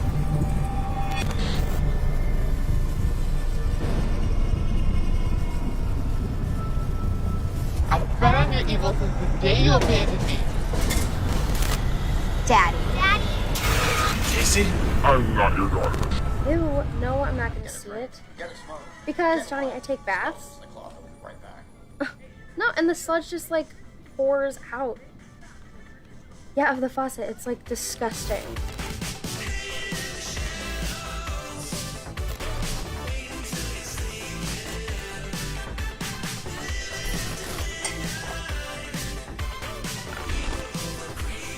Yeah. He's ready to put a stranglehold on crime. He's not just above the law, he's beyond Okay. Maximilian. I gotta go. I'll call you back in a minute. Crime. Yeah. Okay, bye. Now plan the report for the drive-in. What's this? I made popcorn and hot cocoa.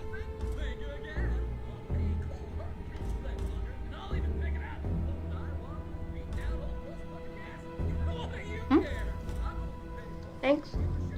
Try the cocoa. Looks pretty hot. I don't want to burn my tongue. We're now back to Skeletons in the Closet. Right now, I'm merely a vessel for your comprehension. Until you saw your daughter's face, you couldn't even admit to the flaws in your world. Now, you are ready to accept your salvation. Help me, please. Oh God, help me, please. Shit.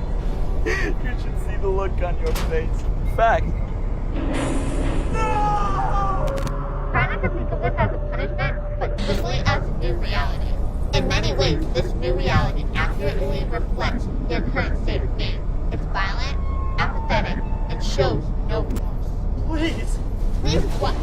To all masters file as I please, and file I will. I'm going to raise your soul with a dagger horn of fire and melt your eyes out of your fucking head!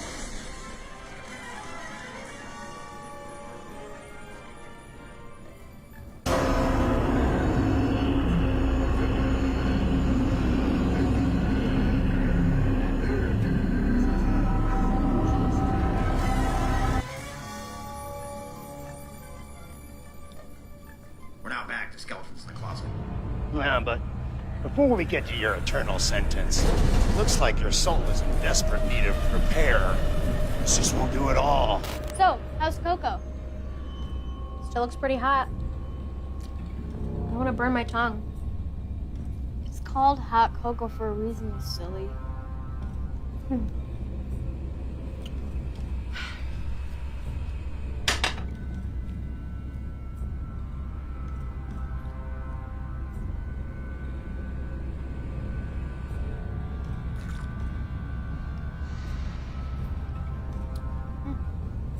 It's good.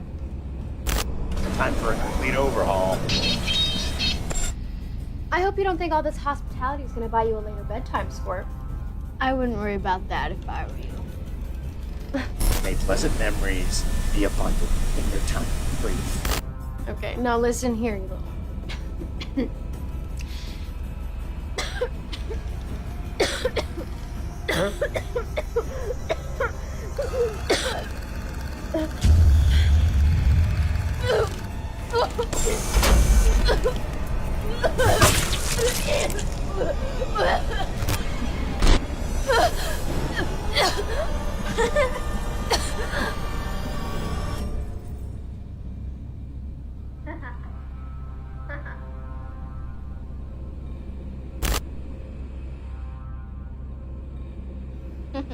see you around, asshole.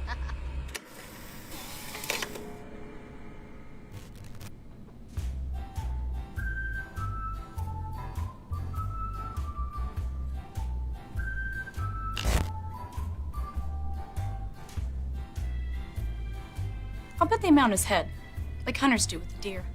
And he'll be forced to watch and feel all the horrible things done to his body. Precisely. Still think Grandma should have been in hell along with Casey. That wasn't Casey. Now, I agree her little cannibalistic ass should have been in hell too, but she... or it said that it was a vessel or something that he would recognize.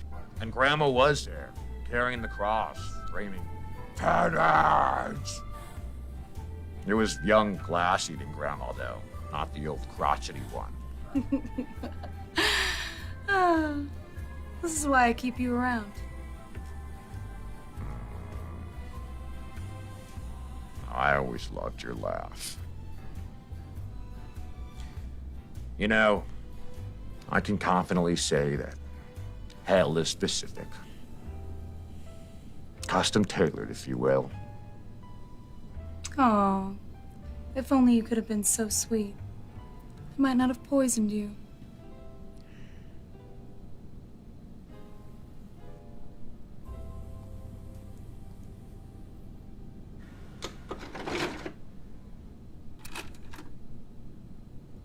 Well, that wraps up another evening of Skeletons in the Closet. Thanks for tuning in. Tonight, we learned through horrific detail that you always reap what you sow. Isn't that right, Tina? You just now figure that out? Future doesn't look too bright now, does it? It's a lesson you know full well, honey. Like yourself, Tank Top had to suffer some extreme circumstances before it sank in. And the future is as bright as we make it. Good night to all my little monsters. Until next time.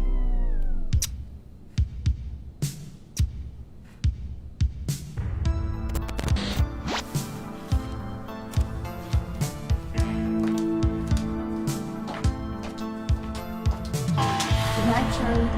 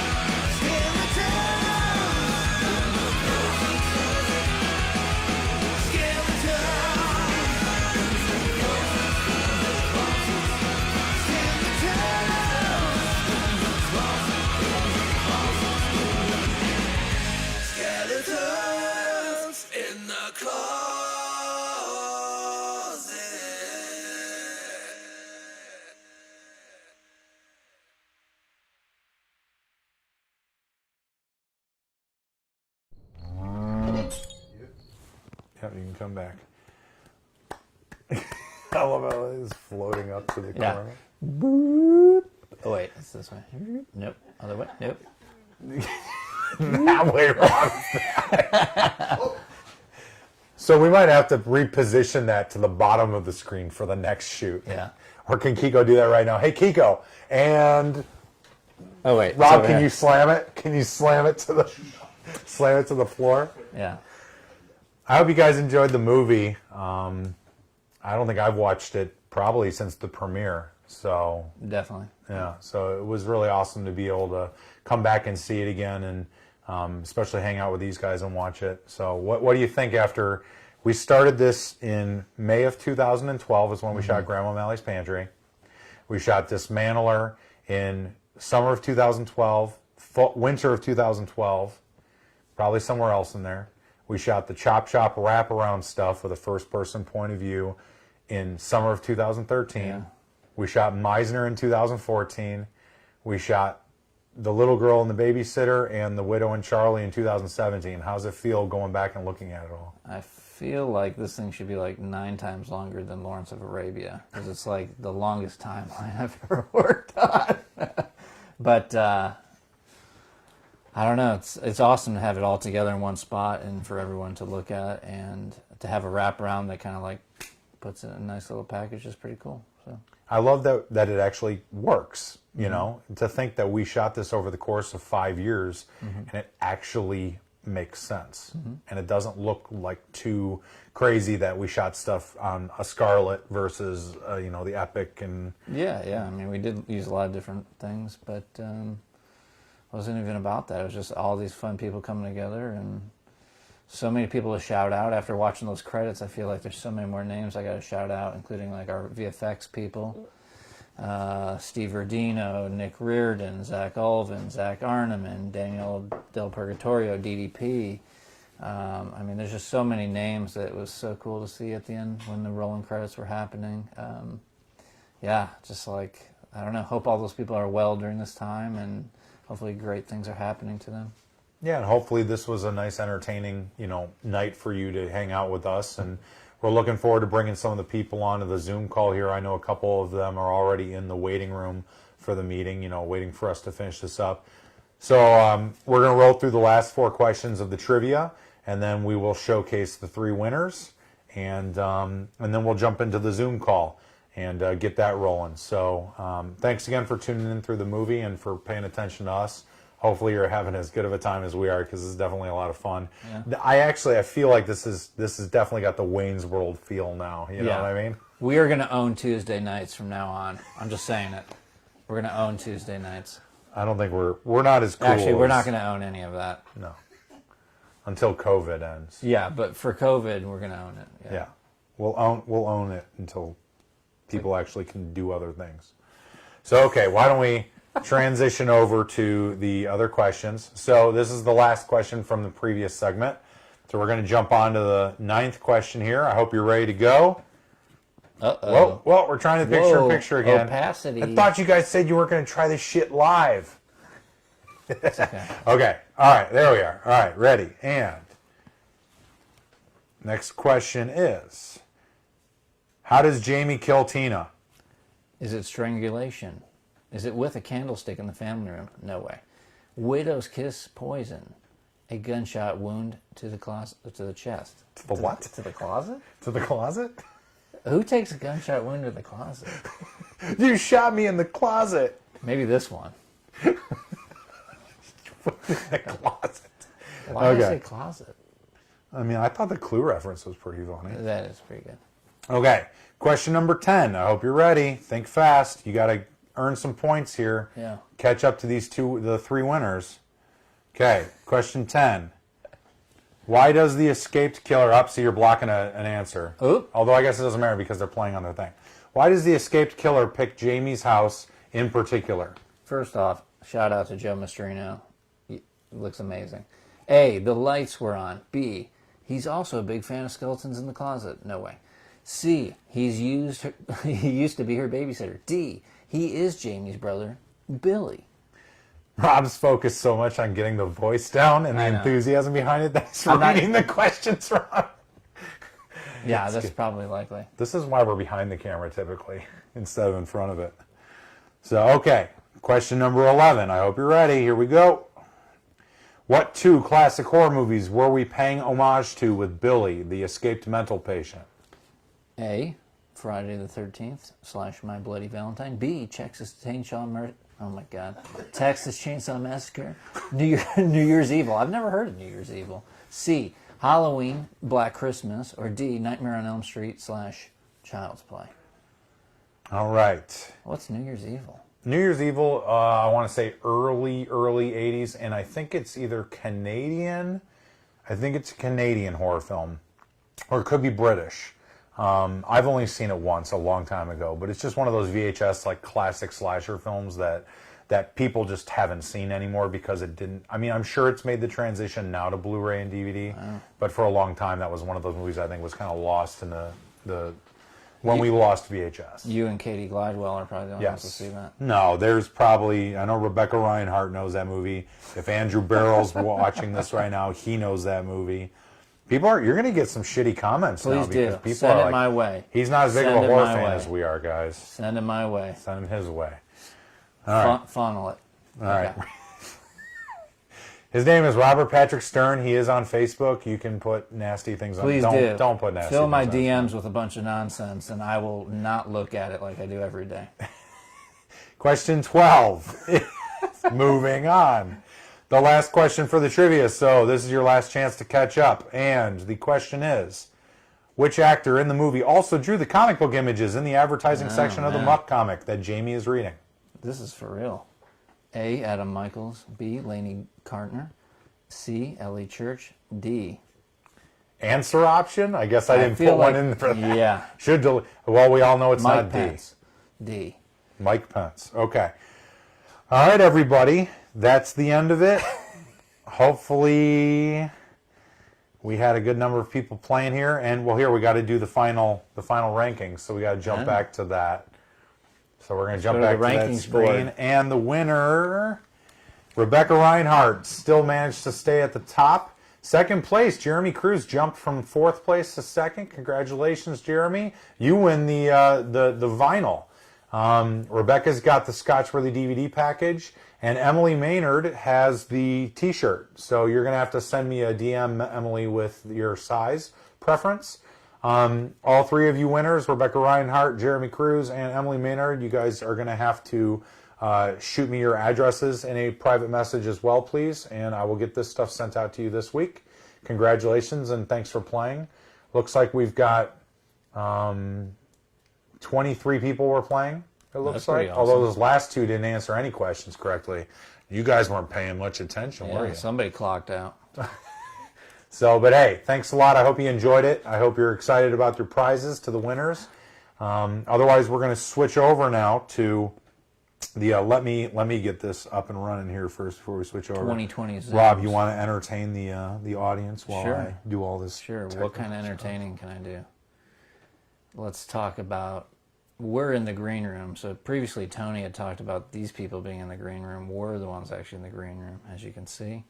We spent a little bit of time doing this while Tony connects with these people. I'm just going to talk a bunch of gibberish. Talk about our wonderful, this is right now where the band announces where the other players are. So we got Jimbo on keys. We got Francis, Kiko Claudio on drums. We got Meredith on the DMs, which is not really an instrument, but, you know. Oh my gosh, how much more time do we have? All right, well, what I just have to figure out is I just want to make sure that I can unmute everybody else. So, let's just, hold on. Let me do this really quick. How cool does this Scotchworthy logo back here, if anybody's still listening? This is kind of fun, huh? My fiance got that for me. She's a sweetheart. Anybody else notice this green Apple logo? That would be kind of a fun sponsorship. That's oh God, wouldn't that be a great sponsorship? Yeah. Okay, so here's the deal. So people on the Zoom call, just so you can hear, because you probably can't hear me right now on here, I'm going to unmute all of you. If you guys can mute yourselves if you're not talking, that way we don't have a lot of feedback. That would be awesome. All right. Otherwise, it looks like we've got everybody on here. Where's Adam Michaels at? Adam Michaels, dramatic, you're too busy frightening. Instagramming and shit. You need to I jump would on want the to Zoom call, read brother. something called Spider. So, okay, I'm going to unmute everybody. Who wouldn't want to? And we're going to throw on our swing headphones on a now. web DC's and still stick to muted, walls? I think. Are you Oh, kidding me? I'm no, 46. okay. If I could do that tomorrow, Now, are you guys? I'd come in from the top I'm of gonna this unmute roof everybody. into the building every day, going. Elizabeth, I'm unmuting you. I've tried to call It's not myself the unmuting you. There it co-creator goes. of these Okay. characters. So everybody is now On unmuted. Spider-Man, We should be good. We're going to throw on our headphones. And then I first gave the script. Yeah, to you can Jack give her the full Kirby screen, to draw. Kiko. And Jack drew the first couple of pages, And you can I was jump. looking Sorry, over his thank you. You're shoulder, and I telling me said, the "Wait best a part of minute, the you're, whole thing. you're still making them too glamorous looking." So I said, forget it, Jack. I'll give it to What do I someone hear else. on my- So it occurred to Sounds me like to give it somebody's to listening to an Steve audiobook Ditko. right now. And Steve brought so much to the strip. Hold on a second. And I Is don't this think the okay. strip would have a been 4-hour a work success. week? Because that's probably what people have right now in the quarantine. 4-hour work week. Kill them. Okay. What is Adam working on it? He needs the Zoom Go Maybe to it's Adam. 4 Adam hour- Michaels. Go to the Facebook 4 message hour I body, sent all you 4 hour guys, workout. and that's where the idea is for the Zoom call. Okay. It's like an So audiobook or it looks something. like Elizabeth and DC and Is it you still guys. playing? A couple of you guys are muted. Some people aren't muted. So Am I muted? what's You up? had something playing on your laptop. I did. I stopped it. Yeah, it was that YouTube video you wanted me to put up to test the audio. Sorry. Sounded like Roger Corman or something. Sounded like a self-help book. Yeah. Tony, your mute is in your bottom left-hand corner. Yeah, but are we? You can hear me though, right? Yes. Mute. Okay. Sorry, the other Tony. Oh, I'm the other muted. Tony. Yeah. Yeah. You guys are actually Wait, fine. full screen. Last week we had some interference and feedback and stuff, but everything sounds good here. Rob, you want to talk? No. Okay, he sounds good too. How's everybody doing? Good. Wow, that was some enthusiasm. I'm so happy. I love the background, DC. That's great. Yeah, no, it's no background. I live here. That's cool. Oh, that's sexy. That's the highlight of my night. Where can you buy those? Where can you buy those? Oh my god, look at that. My wall. Christ. Oh my God. That's how I typically look. Who's pissing me off now? He's nice. Got a. Maybe, yeah. So, anyways, all right. Thank you, DC, for the entertainment. So, why don't we start listing everybody off here? That way, the audience can kind of understand who everybody is. So, to our left is DC McAuliffe. Why don't you introduce yourself and what you did? Hi. Yes, that's me, DC McAuliffe. I don't know what it stands for, so don't ask. I did some music. The real scary shit, not the happy stuff. What? So DC was our main composer on Skeletons in the Closet. He has also done music. He did High on the Hog. He did The Muck. He did some stuff for A Chance in Hell. He did music for World of Death. So a lot of our stuff. Tons of it. Tons of it. It's so And he's- cool. How much Captain Morgan have you had today? You know, I haven't had rum in about 2 months. What? Maybe 3. I thought you were can't going to be all afford- Sailor Jerry up, ready to go. I haven't hit Sailor Jerry. I don't want to talk about it. Okay. Let's pass the mic. So Don't look at me! to the right is Lainie Karner, who you can tell us who you are and what you did in the movie. I'm Lainie and I played Jamie. How you doing, Lainie? I'm good. How are you? Good. We're supposed to hang out. I miss you and your mom. We can't go out for I know beers we and miss pizza. you. I know. It's crazy. So Yeah. crazy. COVID craziness. All right. Down in the bottom right corner is Mr. Tony Lee Gratz. That's your nickname, by the way, Tony. We give you that nickname. So, how you doing tonight? And what is your role in the movie? I'm doing well. I guess I'm tank top or jackass, whichever you prefer. I prefer hots for Gratz. Yeah, we prefer hots for Gratz. That's all right. I'll take it. So, you should. That's a sweet nickname. Below us, is, right? in the this would be the center. Was that Alice in the center of the Brady Bunch? I think. Yeah. So you're in the center. This is Elizabeth Stenholt, and why don't you tell us a little bit about yourself, Elizabeth? Hello, everyone. I'm Elizabeth. I played the mean babysitter Tina. Oh, there she is. Meanie. Yeah, you were kind of mean. To all of us. It's like a little. Just a little. Enough to get poisoned, I guess. Enough to warrant that. Yeah, I did. I let Adam in. Well, it's nice to see you, Elizabeth. It's been a while since the premiere, huh? Yeah. I know. Nice to see you, too. How's it been? We're healthy. That's good. We're definitely... I don't know. This clown over here.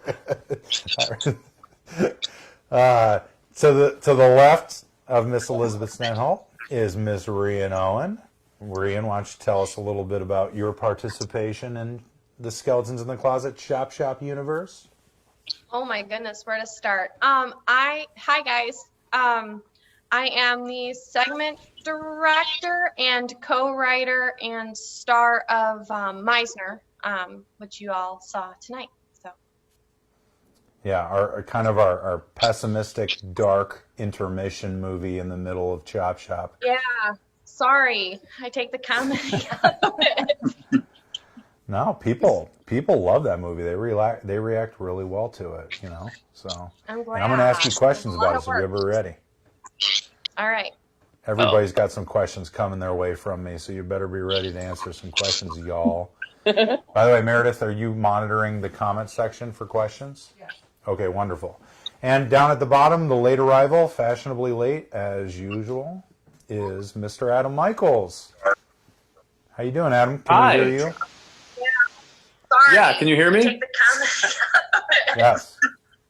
Oh, people love that movie. They react really well to it. What am I hearing now? Mega Who's got their delay. audio on? We're ready. There we go. All right. Everybody's got some questions coming their way. Somebody's from got Somebody's their got audio mega on, delay going. so we can hear your audio. That's the Facebook Come on, feed. it's totally Okay. Adam. All right, it's quiet now. It sounds like. Can everybody hear me still? Yep. Okay. So Adam, why don't you tell everybody a little bit about what your activity with the movie was? Speaker's off. I don't know what to do.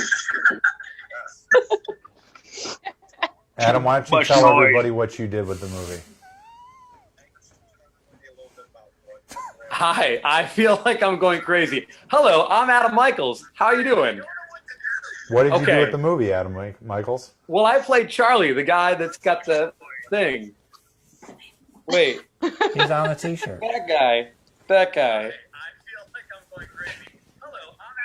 Yeah, I hear There- somebody's how got their audio on or whatever, so that's why we I have can't headphones hear on, anything so now, there's no so delay. I Okay. turned my well, that's sound why I off. said if everybody can kind of mute their I don't know what you were saying. microphones Let's until do you're talking, that would be really helpful. Hold on. Okay, so do we have some questions from the audience? We can start rattling those off. Nothing yet? What the hell?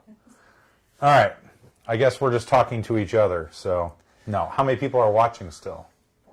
There's 47 people watching, and not a single one of you has a question for these beautiful people? Wow, these are beautiful people. They're beautiful people. Ask them questions. No. Meredith's just kind of going through a backlog. There's like, what, 200-300 comments? 200-300? Got to sift a bit. I think Rob went pee. Okay, so I want to start out. I'm going to be asking questions, so I hope you guys are ready. Tony, I'm coming to you first, brother. All right, so you can unmute. And when Meredith has some questions, just flag me down and I'll pause my questions. So, Tony, what did you think about the first-person POV for Chop Shop? How different did that make your working as an actor in those scenes feel? Oh, it was totally different. Totally different than anything I've ever done before, but I mean, I think it made a cool element to the film. I mean, I get that it can be a little shaky at times, a little discombobulating, but I think it added a really cool element to it. It was definitely weird wearing that when I was filming. I can tell you that much. Yeah, it's definitely an interesting dynamic. You got the camera strapped to you, or half the time you had Rob like hugging you from behind, you know, not That's social okay. distancing. I like it when Rob does that. I think we all do. So, all right.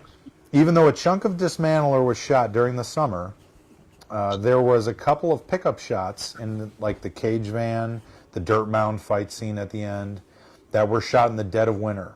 How tough was it to act the same in two severely different conditions for chronological sequences? Oh, believe me, tough. I've told stories about this so many times. When people ask me about different films I've done and like the most challenging things, Chop, Dismantle, that was definitely one of them, because at one point it was 90 degrees and we were sweating everything out, even in that tank top. And then I'm in like 20-degree weather in the middle of the night, just freezing, trying to act like I'm still hot and sweating. Yeah, it was very challenging at all. I mean, it was horrible. Yeah. But kudos to the crew. Oh, there we go. Okay. Kudos to the crew, because you guys kept me warm. Lots of hugs once again. Lots of tungsten lights. Okay. So the next question I got for you, Tony, is tell us about the great dynamic between the ass and rat characters and how the pause there was not I like purposeful. how you phrased that. Tell us about the great dynamic between the ass and rat characters and how it was working with Steve as your partner in all those scenes. I don't even know how to address this. We had a great dynamic. He's an awesome actor to work with. I love the dynamic, the way we were playing off each other. Two totally different kind of characters. You didn't know where everything was going, and I think the audience didn't know where everything was going too. But it was a blast to work with him. He's a phenomenal actor. It was a lot of fun. Yeah. It looks like you guys had a really good dynamic between the two of you. So, all right, Meredith, we got any questions yet? She's not. I don't know what she's doing. Okay, she's logging in on her laptop. So, Miss Rhiann Owen, you're next. I got some questions for you. They're juicy. Oh, no. All right. Briefly explain how Meisner came to be and what your favorite challenge was. Oh my goodness, Tony, where did muted, you start Rhiann. with that? Rhiann. Am I? I shouldn't be now. There, there you you're are. good. You're good. Okay, I was gonna say I should be there. So Meisner's a little strange. It goes back to the ABCs of death and trying to come up with another M word to do something along with the muck. And I was doing acting classes at the time and came up with Meisner. And I wanted to figure out a way to interweb that into a story. And you had your story that you started in college, and we kind of took that and completely morphed it. So the premise of the movie was super cool to me. Making it read the right way was the tricky part. Because it's really hard if you don't know what the word Meisner means. You're kind of starting lost. Yeah. So I think the process of that was really neat. For the viewers, and obviously you know this, but for the viewers, we didn't have a written script for the background audio until like 2 years after the movie was shot. So having someone create that script that really kind of tied it in and made it understandable to an audience was awesome. Because I'm not that talented. I can come up with great ideas. I cannot write dialogue for my life. So I don't remember the second part of your question. Oh, well, you pretty much answered it. Was what was your favorite challenge of it? Because you and this is now leading into the next question. You wore multiple hats on this project. What was your favorite role on the film? Director, writer, or actress? Ooh, that's tricky. It was really my first on-screen acting role, like that was really prevalent and actually used in something.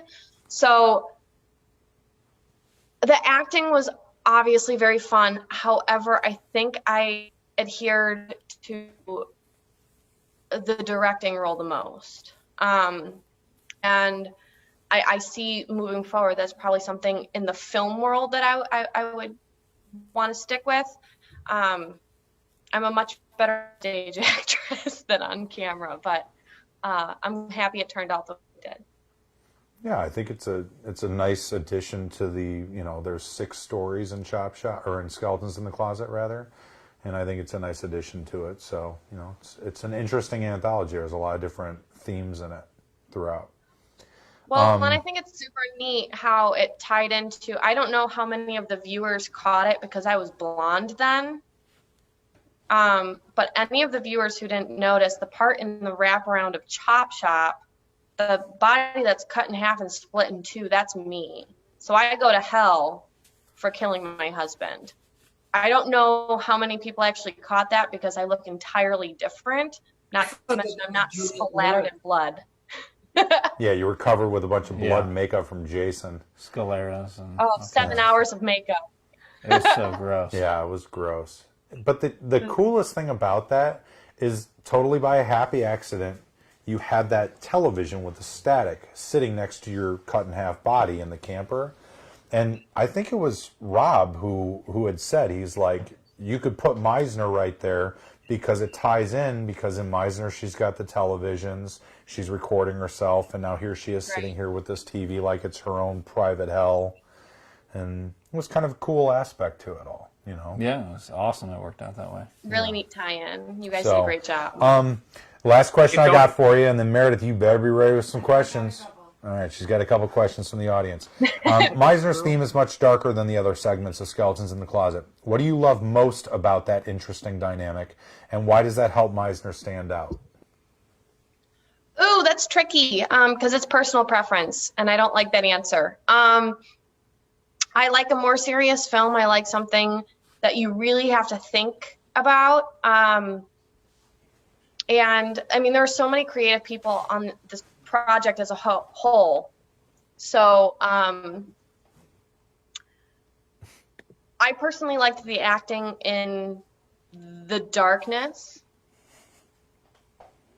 And I think it's kind of funny because it's like normally there's comedic humor in a film, but I was like the darkness and the comedic aspect was kind of flopped a little backwards, so that's kind of neat.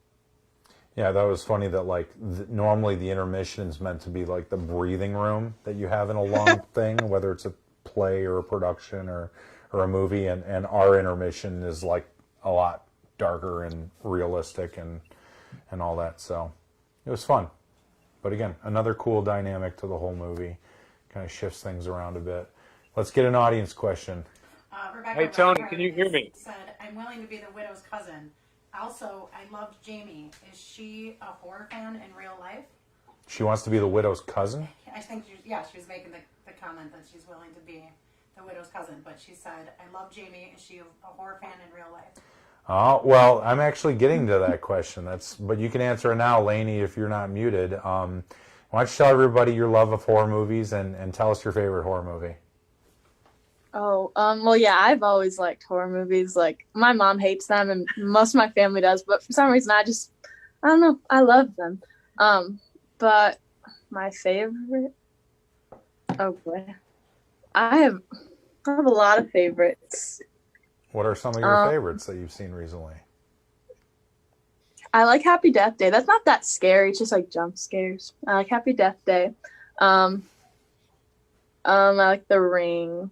I kind of like a lot of them. They're all kind of different because some are more like jump scare and some are just like scary. But yeah, I've always kind of loved horror movies and I love seeing them. But yeah. Yeah, what's the next question? Evan McMahon wants to know, will there be? Are they going to make another Skeletons in the Closet? So Evan McMahon wants to know if we're making another Skeletons in the Closet. Maybe one day. We'd love to. You should do a TV show. We've Should talked do a about TV that. show. We've talked about doing a TV show. We've talked about doing a lot of different things. some of the questions that I kind of have for Lainie relay around the whole killer at the end of the movie and who he is and what's happening after that and whatnot. So we have a storyline that we can follow. It's just dependent upon whether or not we actually decide to do that, or if we're gonna, focus on other projects and stuff. So we would love to, though. People seem to really like the Widow and Charlie characters, and great dynamic. Jamie, obviously, and Tina, but you're dead, so. But you could come back like Charlie. That's true. Technically. Yeah. In this universe, you can. Can you? Technically. She'd be like my little buddy. Technically. So yeah, so we would love to. There's definitely opportunity for it to happen. If there's any investors watching, hit us up. Next question. That's it. Nothing right now. Oh man. I have a question that someone asked me, Tony. You can hear me? Yeah. Because they're not your friend on Facebook, so they can't ask the question over Messenger or on this thread. So the question is, how long did it take for Charlie makeup, and how many pieces is the mask? Oh, wow. Well, do you want to answer that, Adam Michaels? Here's the thing. I don't really remember how long it takes me to get into the film version of that mask. Because we did it for a convention. We did a Charlie and Widow meet and greet, and that was easy. Just put little like pantyhose on my head and popped it right on. That was the crude way, but I can't really recall how long the actual film took, because you did my hands and everything. So I'm going to turn it to you. You had come over to where Jason had a studio shop, our effects supervisor, Jason Kane. You came over, we did a mold of your head, if you remember, and then he sculpted the whole mask out of silicone, or poured it out of silicone, and then he did gloves for you. It was latex gloves. Can you guys still hear me? Because I can't hear me right now. I can hear you. You guys hear me? Okay, good. I think our headphone cable's a little jacked. So then when he showed up to set, we had you in your suit, which is your suit, and then we slid the mask over your head, which is form-fitting, and it reacts to all of your emotions and stuff, so that's pretty cool. We put a contact in your eye. We did some makeup. I know Sarah Sharp and Jason Kane. I don't know if Angela and anybody else had done makeup on it. Tiffany might have been putting makeup on you too.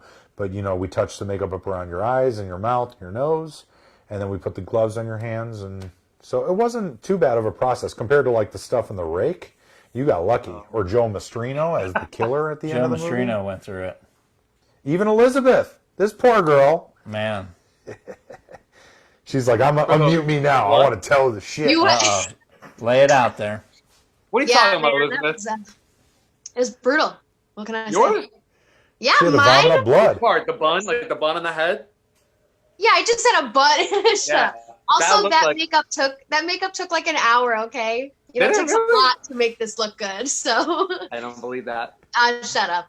But yeah, what was that vomit? It was like beans and like milk and syrup. Wasn't it like Hershey's strawberry syrup? Oh God. I That put was it out of my Eat it? memory. It was Put it such in a your mouth? terrible memory. I forgot about it. I was there. I remember it. I tried to black it out, but I don't know. Every time I see ground beef, I gag a little bit. Oh, I'm sorry. I have a question for Elizabeth. Oh God. If you were having to go to the chop shop version of the hell, and the guy was like, "I'm gonna cut your body up with the big scissor thing," and they're gonna wheel bigger, you had that choice, but you could get out of it. But you have to like drink a milk chug, like a gallon of milk of the stuff that was your vomit. I'm already in hell, right? So I might as well just go with like You would do it. the typical. No, I would go with the typical torture. You would go with the hell over that. Yeah, So it was that bad. it was that bad. All right. Wow, Tony, thanks.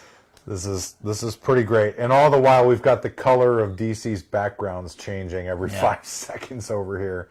All right, so do we have any audience questions? Yeah, Rebecca and Evan are gracefully giving us multiple questions. Rebecca asked what Lainie is doing now, and Evan wants to know what projects does everyone have coming. So they're kind of Nice. similar questions. Updates. Well, right now I think everybody's social distancing except for Rob and I, but that's because we secretly This is 6 hang feet. out. You're right. It is kind of 6 feet. I call it a kind of 6 feet. Lainie, what are you up to these days? Rebecca Reinhardt would like to know. Look, I can't even reach him. Well, last thing, I've been singing a lot, and I'm still auditioning sometimes. Not as much as like there's a lot of like middle school stuff, like things like that, but still auditioning sometimes. And I've been singing, and yeah. What are you singing? Reason over it, but I can't allow it. I don't know, like just like different things. What's some of your favorite people you've been singing?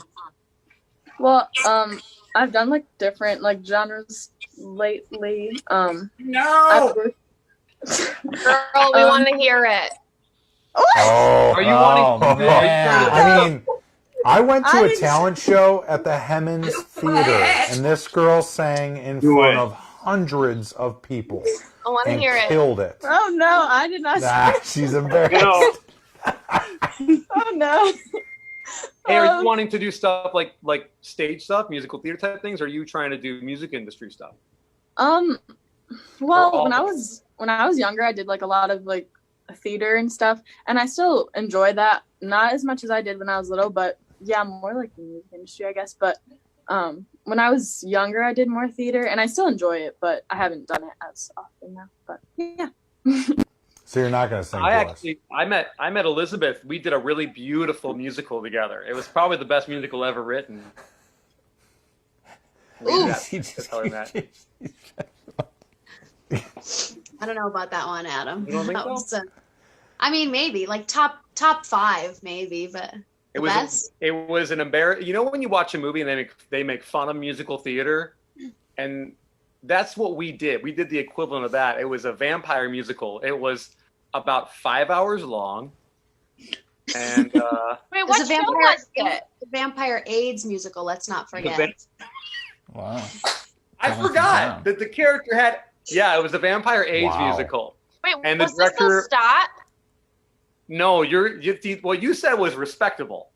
Oh, This- okay. No, this is not Lestat. This is You like realize you guys are someone- live. Like, the director might be watching. That's fine. He won the director won He the was trivia super game. nice. He was nice to me. So nice. So nice. But I'm not lying when I say it's a vampire AIDS musical. And that we met each other during And it. we met each other during that. 2 degrees. Who would have Wow. thought? Good I'm You only knew staying back Charlie there. before Charlie was Charlie. I love doing that. Are you kidding me? It was fun. Yeah. I got to wear a vest with no shirt underneath it. I got to Well, wear fangs. We know Adam The loves whole that. I did. Listen, Tony, in the script, you would use tank top like it was a slur. Not like at all. against people.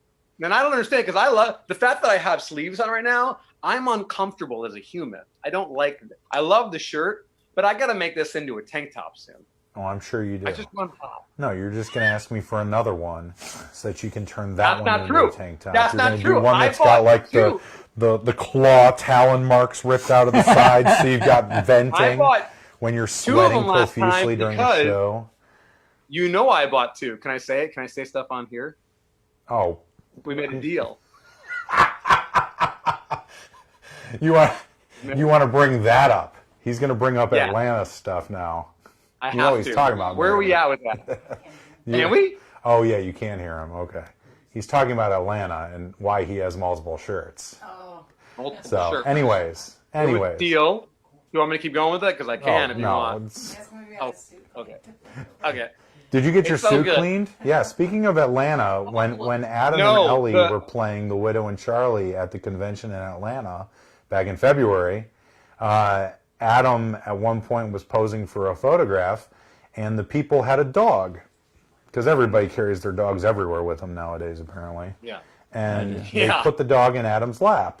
And it was cute until it shit all over him.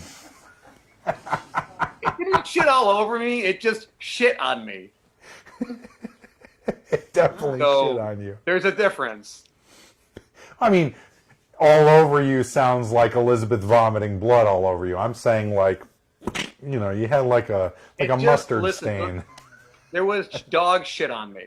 And I was like, Yeah. can't do anything about it. And I was in a wheelchair, and you're like, Adam, you're a character. You're Charlie, so don't. I mean, I didn't. What am I gonna do? I'm dressed like a dead guy. I'm not gonna be like, oh, there's dog shit all over me now. It's just that's what happened. Hey, it's just one of those weekends where you're at a horror convention, and a dog shits on you while you're dressed up as a dead guy in a wheelchair. Bucket list item. Yeah. Checked. Check. Yeah. 2019. All right. Hey, Let's. Tony. Yeah. So I think it's something that interesting to note is because of the longevity of Skeletons in the Closet, there are certain people that I've never really truly met. Like, I think that's like something that's really interesting. Like, hi guys, nice to meet you. Hi. The only person I really know is the other Tony who's below me. And that's because I was one of those plaguers who had to stand up there in 105-degree heat, waving back and forth. Wearing a burlap costume. Oh my gosh, it was the worst. But And it was so worth it. You can't even really see them on camera. It's really sad. You can't see him at all. Like, because they were cool. You can't see him at all. And they're still in Jim's basement. He still has the masks in the Jim's basement. house. So actually, that's a Just good putting point. that out there. We've got two things to say here for the people paying attention. I know a couple of you, Brad Veach, Ken Adwell, if you guys are watching right now, we do have props from the movie. I know you were interested in props. Jim is actually, we're going to rip apart the body cube. So if people want pieces of the body Really? cube. It's like a Christmas miracle. You can't want- kill the body cube. It's Has been in anybody Jim's ever seen it? shed for 6 years. You couldn't But it's getting like rid of it. art. It is. It's cool. But It's so even Jason undermined didn't in the care. movie. Like a hacksaw? I mean, what do you want it as a coffee table, Rhiann? You can put a piece of glass. No, on I want my boyfriend to make me my coffee table out of a wine barrel. Well, then you can't have the body cube, too. Yeah, that's true. So we're going to cut that Definitely up so not. people can get pieces of the body cube if you want. That was actually in the movie. And then we're also And burlap we sacks. have the plaguer masks. So those are some cool props from the movie. Those are dangerous. They were heavy and thick. Can we put the wires that body came cube through a in. mulcher? Just mulch it? Yeah, they were pretty crazy. So, okay, do we have more Yeah, questions? I finally was able to scroll up. Brad Veach asked, Adam, what is your favorite memory from production of the film? I love that question. I think those are always hard when you are a part of a good production. Well, equally as hard if it's a shitty production. I had to do an interview for a thing I just did, and I'm like, "What's your favorite memory?" And I had to like stop recording, and I was like, "Do I have one?" But this, I have many favorite memories. Honestly, being, I guess, getting to know Tony like person to person, because I think we had only spoken on the phone before that, right? We don't. Yeah, done, like, well, Skype I think you auditioned for The Rake, right? Yeah, but we had never met. Yeah, so Darcy Wood, who's in every Scotchworthy movie, Everything worked we've done, with yes. Adam in a show or 2 or 3 or 10. She's probably worked with Rhiann. She's probably worked with Elizabeth. And she was like, hey, you should audition for this movie. And so that's how we met. And then you auditioned for Charlie, and it worked. I don't know. Yeah, and I would say that's one of my best memories is meeting you. That sounds so lame. And I'm glad you're not like a dickhead director. Otherwise, Some I people in wouldn't- this group may think I'm a dickhead director. So Probably. No, doing that and he's never worked just a Tony kind of- Wash half day. That's why. Yeah. Across the board, just getting to play Charlie, it's really fun. It's weird. It's fun to be like a And we can't thing hear that you. no one has no idea that I'm that. You can't hear me? No, now I can hear you. Oh, I don't know what happened. Yeah, just being Charlie, like as general as it can be across the board. Just being a total character and having no semblance of myself was really fun. All right. Well, let me jump into. We already talked about the effects. That was one of my questions. How do you feel the makeup hindered or helped your bringing the character of Charlie to life? The makeup, honestly, that mask is amazing and everyone's super talented. I think when it happened, we thought that it would streamline really well with my jaw movement. And in retrospect, I think if we ended up doing something again, we'll probably have that be a separate piece, hopefully. But that was probably the most challenging thing, was getting to making the mask open and enunciate itself, so it looked like it was speaking what I was speaking, and just trying to do lines and like really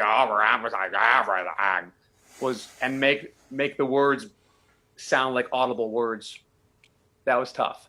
Was that the whole question?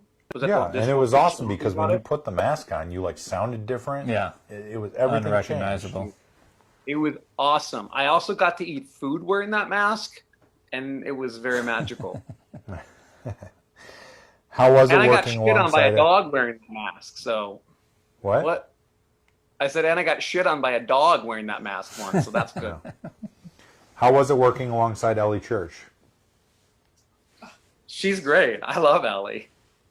She's one of those people who, if you've seen her in a movie and if you wonder if she's actually nice, she's actually nice. She's so kind and helpful. And something that you might enjoy, Tony, my girlfriend Kaylee, who is also a fellow actress, they were talking about just acting stuff, and it was really cool having Ellie kind of come in as a female actor or an actress who's been doing this for a long time, and immediately was like, here's what you never do, here's what you watch out for, don't ever do this, I already fucked up, so I'm going to tell you how to not fuck up. So that was really cool of her to do. Yeah, she's been in a lot of movies too. So yeah, it's too bad she wasn't available to be on this tonight. Hopefully, Ellie, if you guys are paying attention at any point, hopefully you and your family are doing all right. Do we have any questions from the group? From the crowd? Rebecca wants to know, what's everyone drinking? What's everybody drinking right now? Lainie's got a tall Jack and Coke, right? No, you're probably a beer girl like your mom, right? Rhiann's got some white wine. Can you dig it?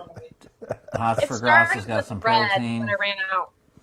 This is the stuff that Elizabeth threw up in the movie. Yes. Oh blood and I just couldn't, I just couldn't get the taste away from me. I'm addicted to it now. A berry smoothie or something here? Everybody's being healthy. We are not. No, I'm not. No, this is the only healthy thing I eat right now. So Okay. What is that? Red let's wine? not get carried away. Hots for Gratz, what do you got going on down there? Water? We're in quarantine. There's no healthy right now. This Yeah, is I hear all you. wine. All right. All right. All right. Next. So it's not a question, but it's a kind of something cool that Lainie might like to hear. I won't say who, but there's a producer watching that's casting for a teen slasher film and is interested in Lainie. Ooh, another Yeah. role. Wow. I mean, are you interested in Elizabeth and Rhiann? Because even though they're in their 20s, they can both play teenagers too. Because they both have at this point, I think. Right? See, they're both like, oh, yep, okay, let's do it. So, yeah, I mean, Hey, what have about them, me? I'm have a them freaking message me and chameleon. I can What put about them in touch teenager? with people. You What got about Adam and Tony? What How about about Tony? Yeah. Tony, you would play an amazing teenage girl. Okay. It's all those pictures. I'll let you keep looking up questions, Ben. Okay, I'm going to jump over to DC now. Heads up. Gone. All right, I hope you're ready, DC. I hope the world's ready. DC McAuliffe is a character, ladies and gentlemen. He's quiet. He's to gentle. himself. Very Soft. gentle. He's soft. Sweet. He's got a can of Kind. compressed air. Okay, DC, what did you enjoy most about recreating the 80s sounds for Skeletons in the Closet? Whoa. Well, shit. Well, I'm a. I wasn't born until the 90s. And, so I had to really just fake it the whole time. But no, 80s music is lots of fun. Actually, there's a scene where you can hear me doing the world's worst Robert Smith imitation. That's the in Grandma O'Malley's The car scene. Yeah. Yes. And I'm singing a song about hash brownies. They're really good words. You really can't hear them too well, but it's the entire song is just a recipe for hash brownies, which I've never had. That an MTV VJ is baking, right? What? Wasn't it a love letter to an MTV? Oh VJ? no, that's my other one where Martha Quinn from MTV. That's a song I wrote where I write her name in. Never mind. All right, next question. You've created music for almost a half a dozen Scotchworthy projects at this point. What was your favorite? Oh. A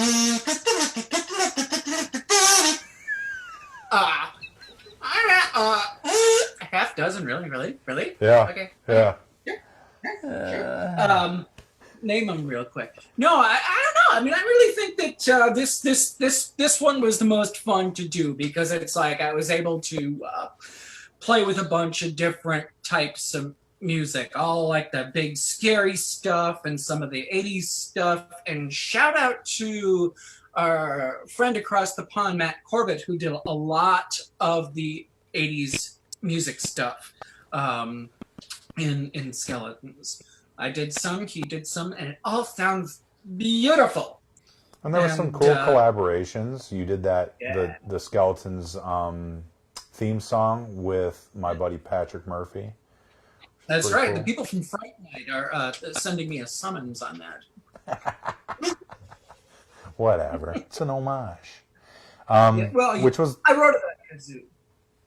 Which was the most challenging part of Skeletons in the Closet to create music for? I would say that oh yes. There was a song where the temp music was 99 cents love balloons, bum bum bum bum. Everybody, bum bum. And so I wrote my own kind of version of that. And when I sent it in, Tony said, "I like everything except the fat person bass that you put in there. It sounds like that should be a fat person dancing to that." I'm like, probably. It's something very similar to that. And I'm like, well, listen to 9950 Love Balloons. You know, boom, boom, boom, boom, boom, boom, boom. I didn't see a guy with a bucket of popcorn. And I say, it's a fat person bass line. And you're like, well, they get a pass for that. So, just... I mean, wow, it's just, and I don't think it ever showed up in the movies. Well, all the music is wonderful. You did it. Well, thank you. Actually, probably the coolest, the funnest music was I liked doing the Meisner stuff because it's a bunch of creepy ass shit. It's just, it was that. Like that last section of the Meisner thing where everything was real pretty and she's looking at the monitors. It sounded great, DC. Thank you. Thank you. But yes, but that's a really cool thing about the movie. Lots of really good people involved with little music stuff. Just yeah. Oh yeah. And the music in the Dismantler. Actually scared me. Every once in a while, I get frightened by my own music, and I have to run downstairs and have my wife make some ice cream for me so that I'm comforted. True story. I like your Horribles t-shirt. Thank you. I was there. That's where I got my Shining picture that's up on the wall. Sweet. Of the party. Oh, the one with Jack show. Nicholson, the party? Yeah. by your front hallway. Yeah. All right. Questions? Brad Beach wants to know, I guess this is technically for DC, will there be a Wash Me shirt? I want one. I want to. That's a good one, isn't it? Yeah. Oh, God. I would like to have a Wash Me. Come on. I want to wash me. When Rhiann and Jason and Christina and I were in Colorado in 2014 for the film festival that at the was- Muck. It's the anniversary of that. It is. You're right. It was like right now. So 6 years ago today. Right now. We were in Colorado, and all the other film crew people had like a meet and greet. And since we weren't there, Jim put my head on a stick and like walked around and took pictures with me. I've got some of those pictures. Yeah, I've got some. probably do. I don't know why you guys some of put the my best times face of on our everything. lives. It's so ugly. It was all a right, good so- head on a stick. Yeah, they put my But, head on a uh, stick. Yeah. I mean, It's the around first somewhere. time I met Tony, I was like, so, like, Mr. Walsh, I mean, it's great to meet you. And then like you shove me against the wall and you're like, wash, and Not wash. And I'm like, okay, I'll go home and wash. And I came back and I'm like, so Mr. Walsh, it got really net. Actually, the very first time I met you, I think I started screaming in Geddy Lee voice at you, salesman. It's okay, DC. The first time that I met Tony, I was done with a show and I wanted to be a plaguer in Chop Shop so bad, and I wanted to play a dead person. He texted me like 20 minutes later while I was like on my ride home, and he was like, how do you feel about getting cut in half and split in two? And I was like,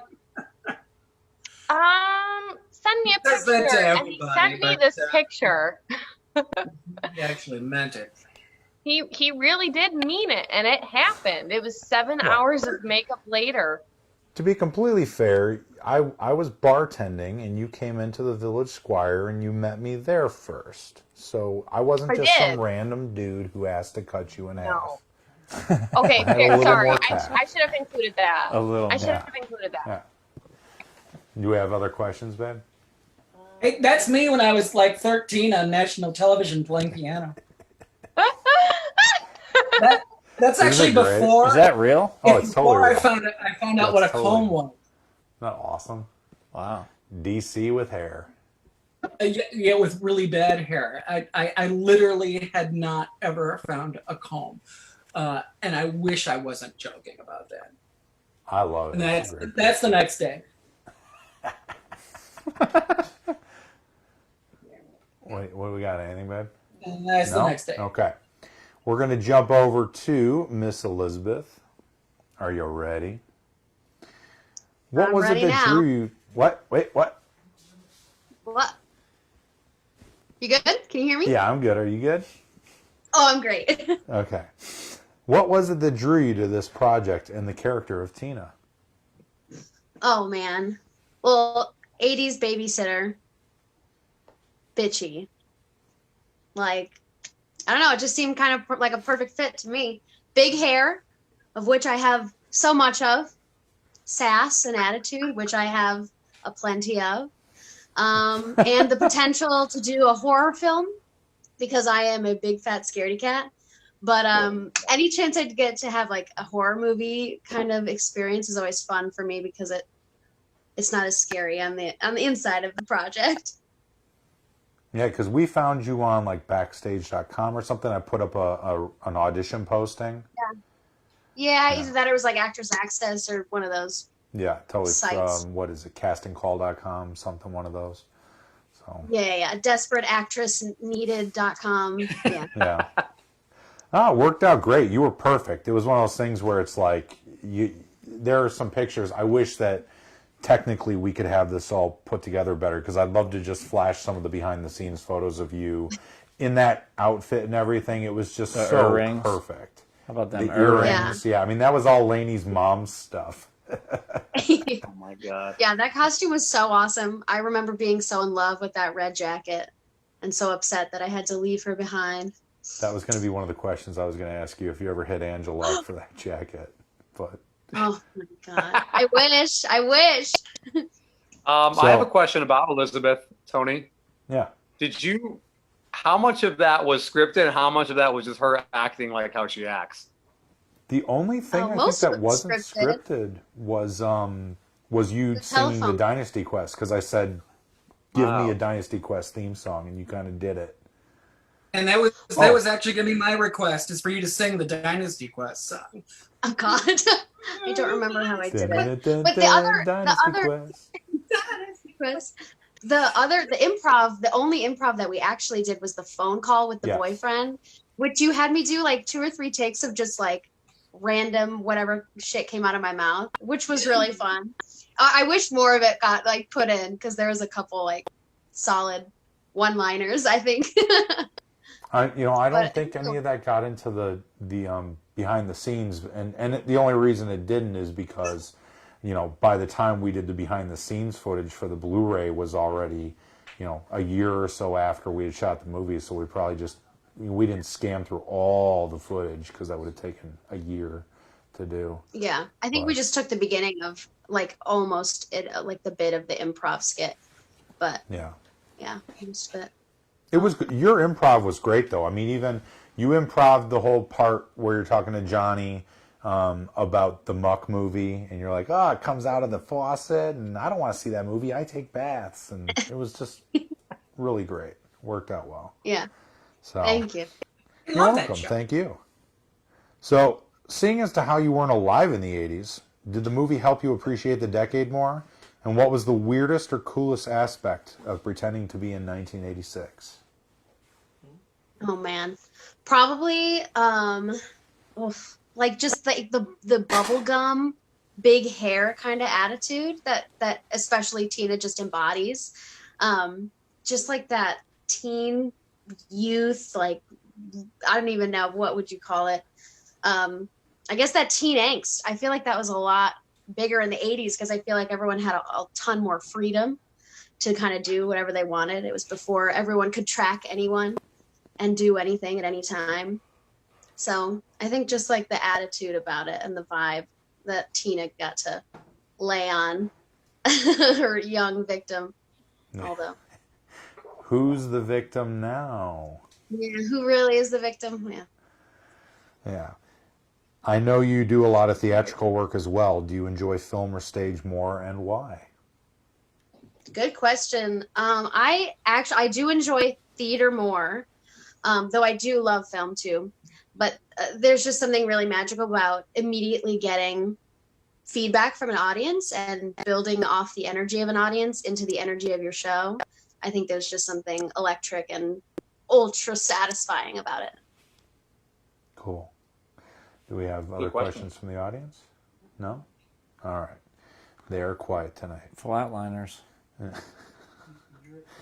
right, we're going to Adam, and then I got some questions for the great Rabino over here, so hopefully he's not sleeping yet. Adam, let's see. We already went through the effects process. Wait, no, I already talked to you. What am I talking about? Okay. What? You don't want to talk to me anymore? I mean, I love talking to you. You know that. I already asked those questions to you. So I think we got everybody except for Rob. So let's ask Rob, for the technical fans in the audience, what type of camera? 3 hours into this piece. Okay. Yeah. What type of camera and lenses did you shoot this on? Everything. Yeah. That's a great. I mean, that's the best way to put it. Shot on the red platform is the easiest way to put it, and then I believe we just used anything I had owned at the time to kind of yeah, basically everything we had, we put it in play for what we did with these flicks. I mean, she started on a Red Scarlet. Started on Red Scarlet, went to an Epic, but more importantly, we really experimented with a lot of different things. Really, each movie had a different look. It had different filters, more importantly. Yeah. For Rhiann's movie, we played with old-fashioned, like, actual pantyhose and put pantyhose in front of the lens to give us, like, an old-fashioned diffused look. Kind of played with that. For Dismantler, we played with a lot of fisheye, and then which also bled into the wraparound of the early Chop Shop. Grandma O'Malley's, we play with heavy diffusion for that 80s look. And let me think. Just the wraparound stuff at that point? The wraparound, did we do anything funky with that? I don't think so. With the wraparound, we did heavy diffusion, but more so heavy background, atmosphere, and fog. Yeah. Yeah. Yeah. Well, it all looked great. You guys did an amazing job on it. Still love you all for doing all that work. So each of the 6 segments within the movie has awesomely unique looks. Which was your favorite to create and see come to life visually? Which one was my favorite? Yeah. Oh, man. Yikes.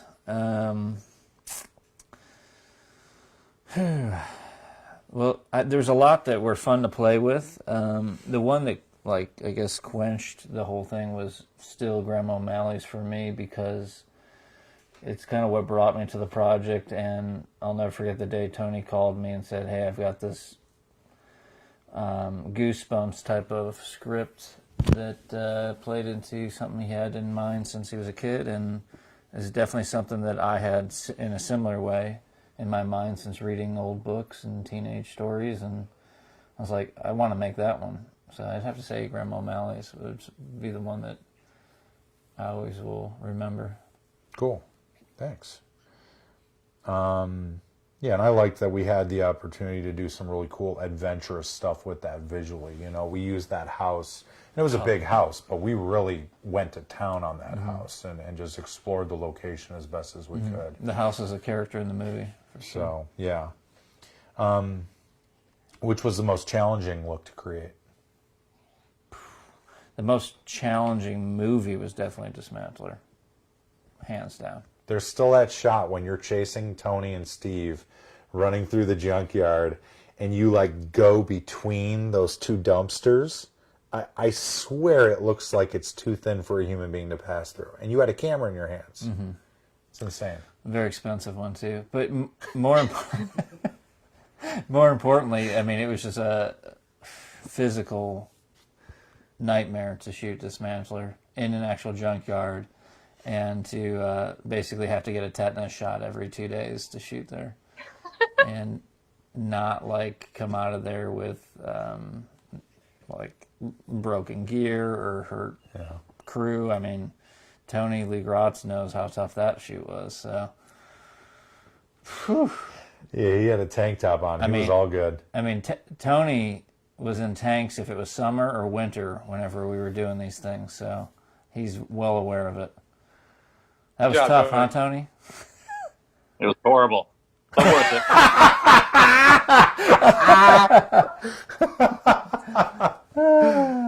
That's good. Yeah. You guys can hear me, right? So. Oh yeah. Yeah. Yeah, we're good. So, Rob, we've worked together for almost a decade now. What has been your favorite collaboration over the years? Oh my gosh.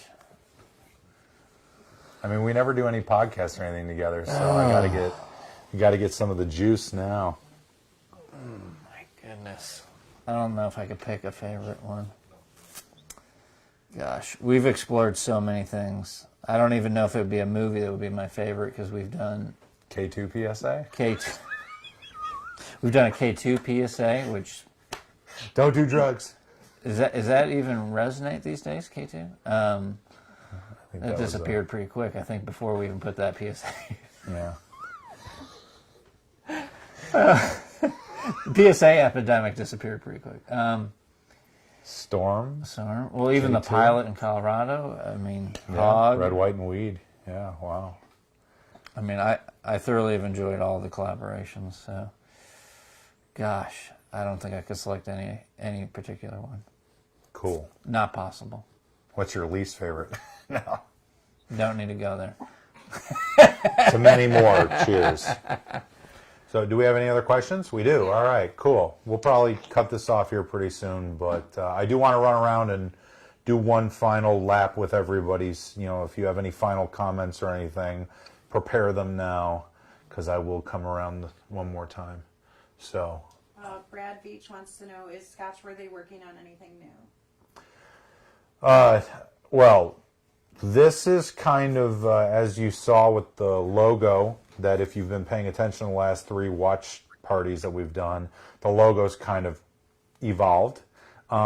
We are developing Scotchworthy TV. I know that sounds absolutely insane, considering the fact that I also just bought a house and am trying to start a family. But for some way around here, we are trying to also do a television network. Nothing crazy, but, you know. All attainable.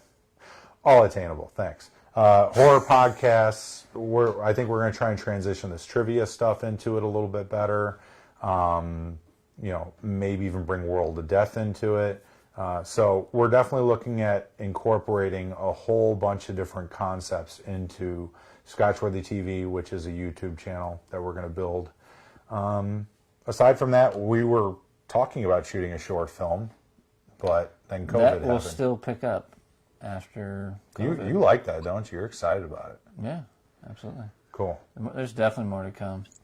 And we've got, well, these guys mostly, they just finished principal on The Stylist, and so that's something that, you know, I was very happy to be a part of, and Meredith worked on it as well as most of the film family. So where are you at with that?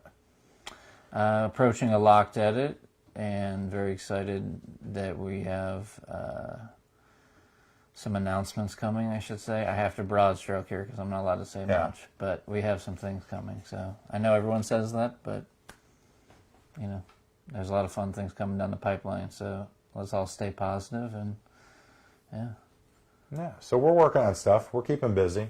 I think now's the best time, if any, you know, for creative people to be creative. There's no reason not to be, except for your own inhibitions, which I should tell myself on a more frequent basis. So this is the time. If you don't create now, when will you? So let's do it. Yeah, I mean, I know Adam's been taking advantage. I mean, I've watched, 2 or 3 of his watch parties now. So it's funny because you'd think that I would have gravitated to the 80s night that you did the other night. Yeah, what's going on here? We watched a couple of those songs, Meredith and I did, but the one I spent the most time watching was the Disney night, and I don't know why. Because you love it inside of your heart. The first song you did was Robin Hood, and that's my favorite Disney movie, so I was like, hell Robin yeah. Hood's so good. Yeah. So good. So if anybody hasn't, go ahead, Adam. Well, right now, speaking of getting creative, I'm talking with a friend right now, and I was like, how can we make a little short film project based on the restraints of social distancing? That'd be a fun project. Yeah. And I know some people are. I have a question, Tony. I have I'll try to make it condensed about the film. Which part was the most daunting thing for you to film? Which part did you think was going to be easy but ended up being a huge pain in the ass? And what's the longest you've ever waited for a pizza? I'm sure Meredith would be laughing if she could hear the question, but she can't. The longest I've ever waited for a pizza was in Atlanta, Days of the Dead Horror Convention. We ordered a pizza, and it took 2 hours to get the pizza. And then someone got shot. And somebody got shot. Oh, shit. Literally across the street from the convention center. A weapons deal went awry, and people got shot. And that wasn't even the worst part. We had to reorder a different pizza. That was the worst part. Yeah. It was pretty crazy.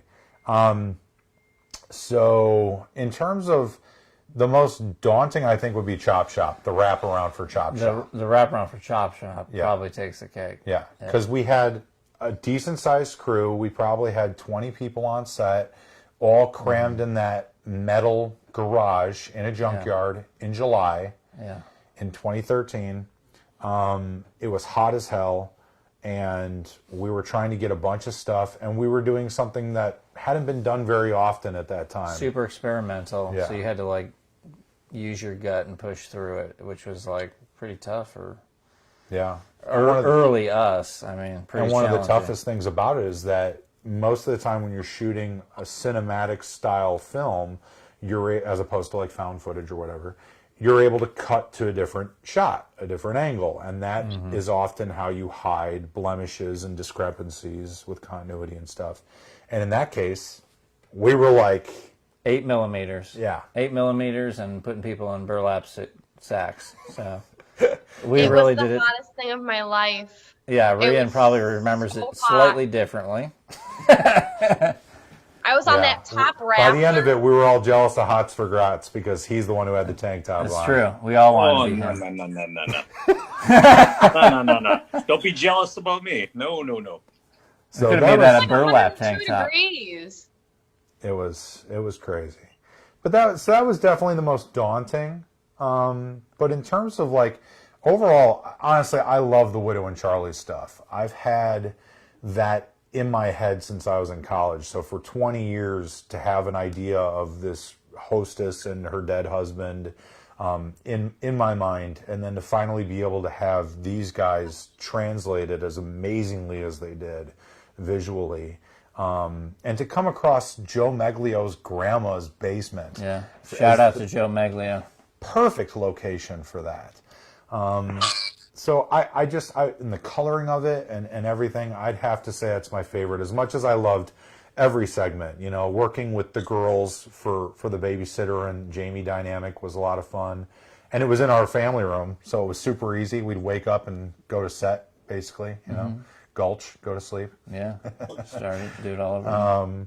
So yeah, that was a lot of fun too, and Grandma O'Malley's was a lot of fun. But that house posed its own issues and crazy stories and stuff like that. So I think the testament overall is just the fact that this film got completed after 5 years of being in production limbo, and that all the pieces weren't necessarily meant to fit together until the very end, and it all came together and, you know, brought all these awesome talents together, as well as 75 or 100 other people that aren't on this call right now. Yeah. So, yeah, pretty awesome.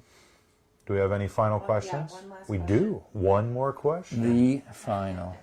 Greg Foster said, I loved the premiere at the Davis Theater. Such a fun night. Congrats to all. Is there going to be another viewing somewhere when things open back up? Hey, Cow Lamp Films, what do we think about maybe doing another theatrical screening? They are lovely distributors, and they've had it on VOD all over the country, or the world, I guess, at this point. You can watch on Amazon Prime, you can watch on Tubi, it's on Vudu, it's on iTunes, Popcorn Flicks, Fright Picks. Yeah.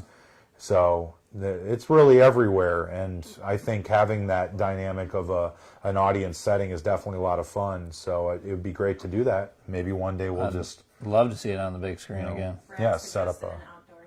Yeah, we could man. totally do some sort of outdoor setting or something. That would be cool. That'd be a lot of fun.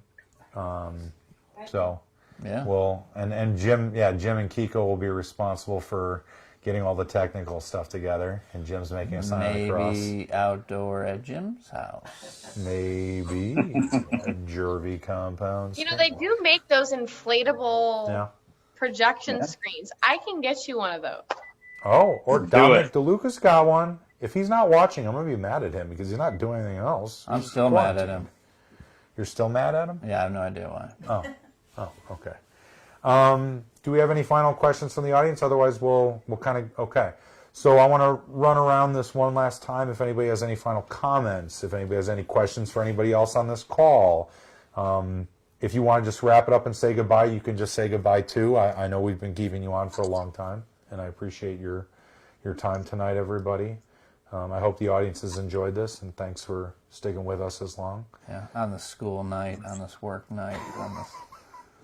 We own Tuesdays. We own Tuesdays. I mean, why did I say that? Just like DC owns 15 Wash Me shirts. That's true. Yeah. And he apparently has to sell them now to other people. You got to start an Etsy page, DC. Lainie Karner. Is your mom on the other side of the camera? Yeah, she's right there. Hi, Mom. Special K. Hi, guys. You got a brewski or what? Well, I did, but I finished it. Good to hear your voice. I miss you. I miss you guys too. Yeah, we're gonna get together after quarantine. Absolutely. It was a lot of So- fun to watch all this tonight. A lot of good memories. Yeah. Yeah, definitely. Lainie, you got any questions for anybody else? Do you want to apologize to Elizabeth for murdering her? Maybe. I would. Yeah.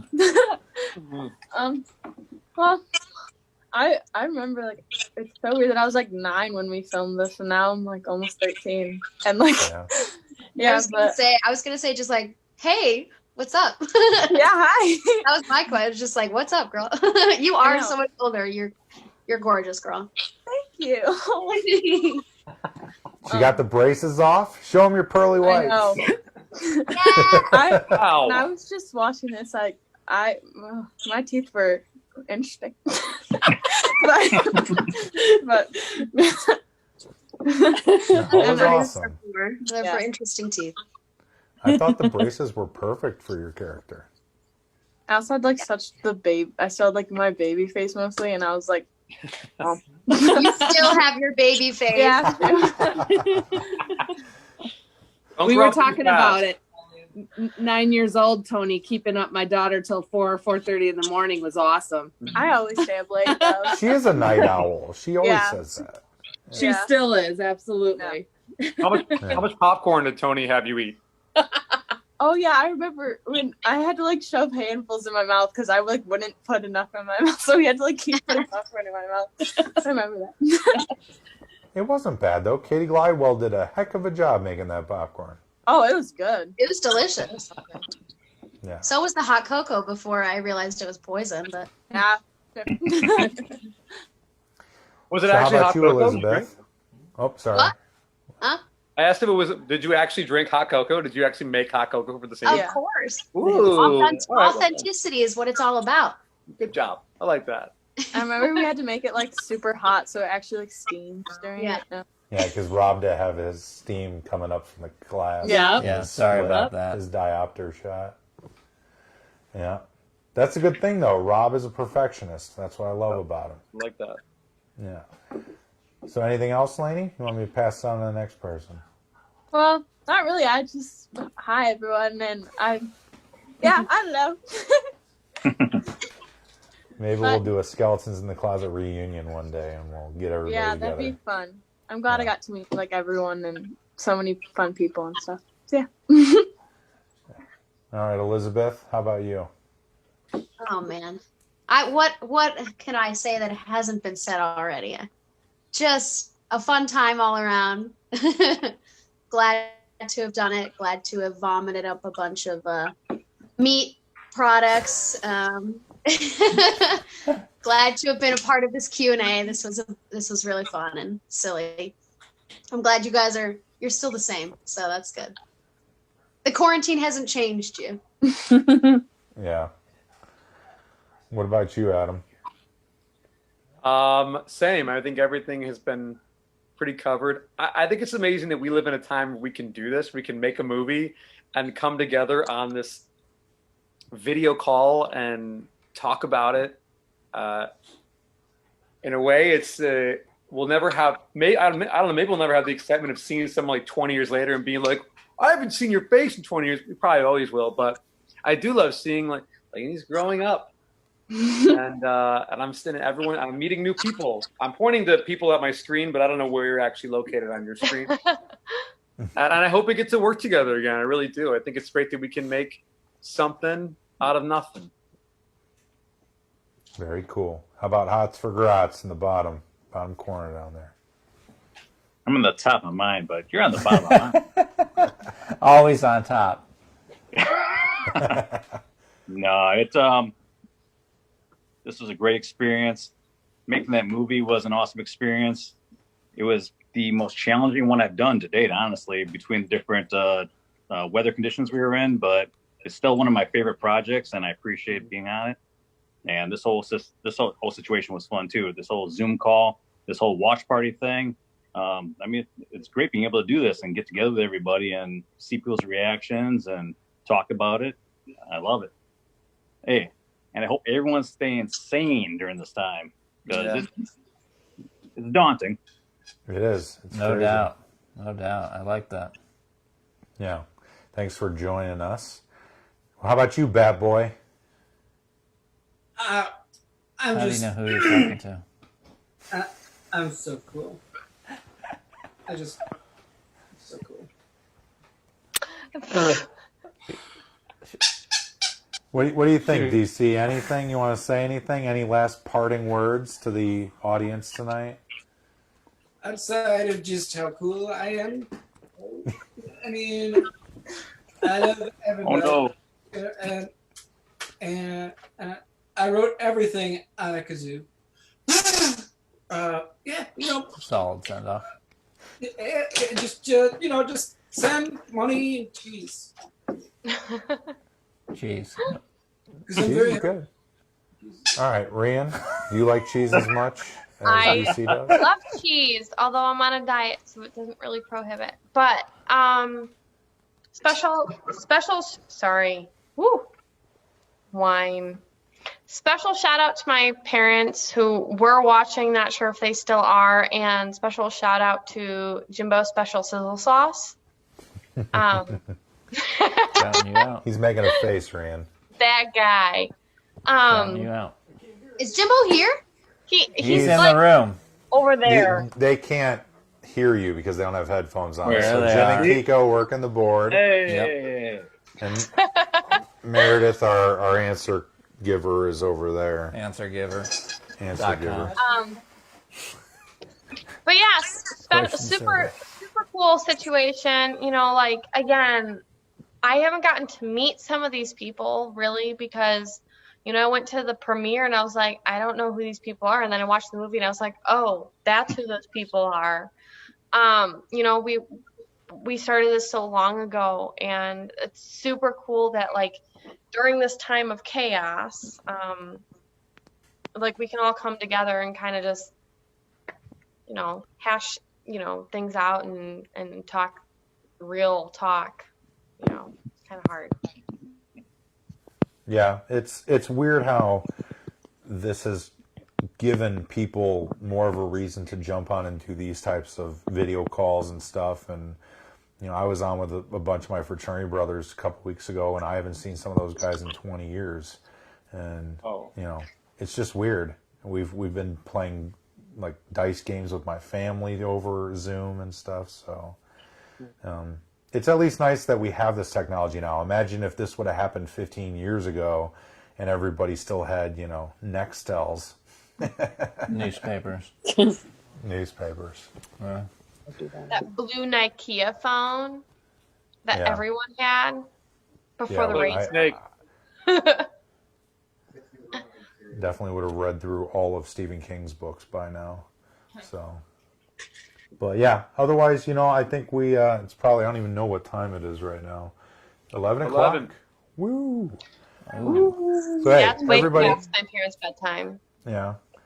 Thanks for tuning in tonight. Everybody on the Zoom call, thanks for joining in and hanging out with us and sharing your memories of the movie with us. Again, I got a shout out to Meredith and Kiko and Jim, Rob for coming and helping get this stuff put together and making a really awesome watch party tonight for us. I hope everybody's staying safe, healthy out there. You're welcome, Hans Gratz.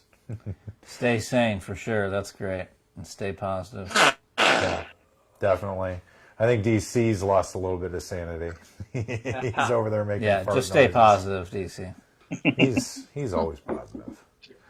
That's actually something what?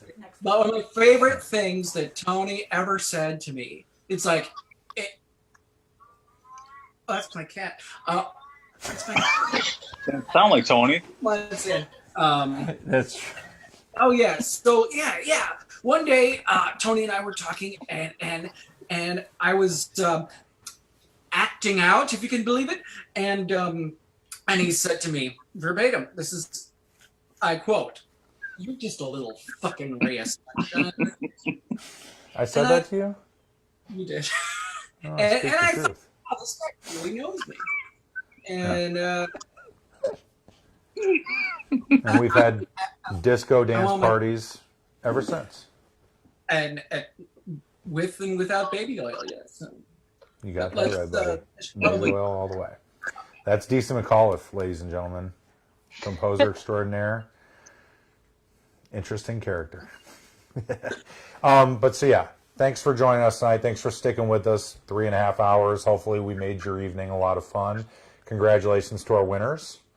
I hope you enjoy your prizes. Send me a DM, and I will get your addresses from you and send those right out. If you want me to autograph them, I will. In fact, we'll get everybody to autograph them. Autograph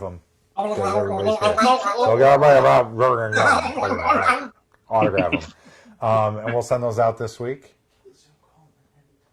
Okay. We're going to end the Zoom call, and we're going to end on the other camera. So, goodbye, Zoom people. Bye, Zoom people. Stay safe, everybody.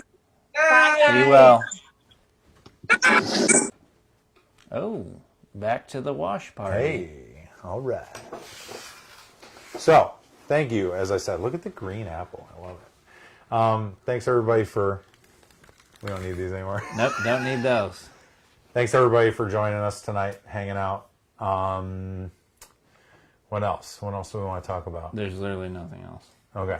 So next week, we're going to do The Rake. We're going to watch some of the footage that never made it off the cutting room floor, which is going to be pretty cool. And we're also going to hopefully have a nice Zoom call with a bunch of the people from that movie as well. So tune in. We'll probably do a trivia game again, too. I don't know what I'm going to give away that time, but we'll think about it and try and figure something out. The rake hand. Jim wants to give away the rake hand. And maybe more body cube. Yeah, we got body cube cards. Make a body cube. Yeah, we'll figure it out. Nope. So make sure to tune in next week for us. Hopefully Rob will be here again, too, as my co-host. Hopefully. And other than that, thanks again for hanging out with us tonight. We hope you had a good time. Yeah. And I'll get details up for next week's watch party of The Rake very shortly. Until next time, take it easy. Ciao. Toodles.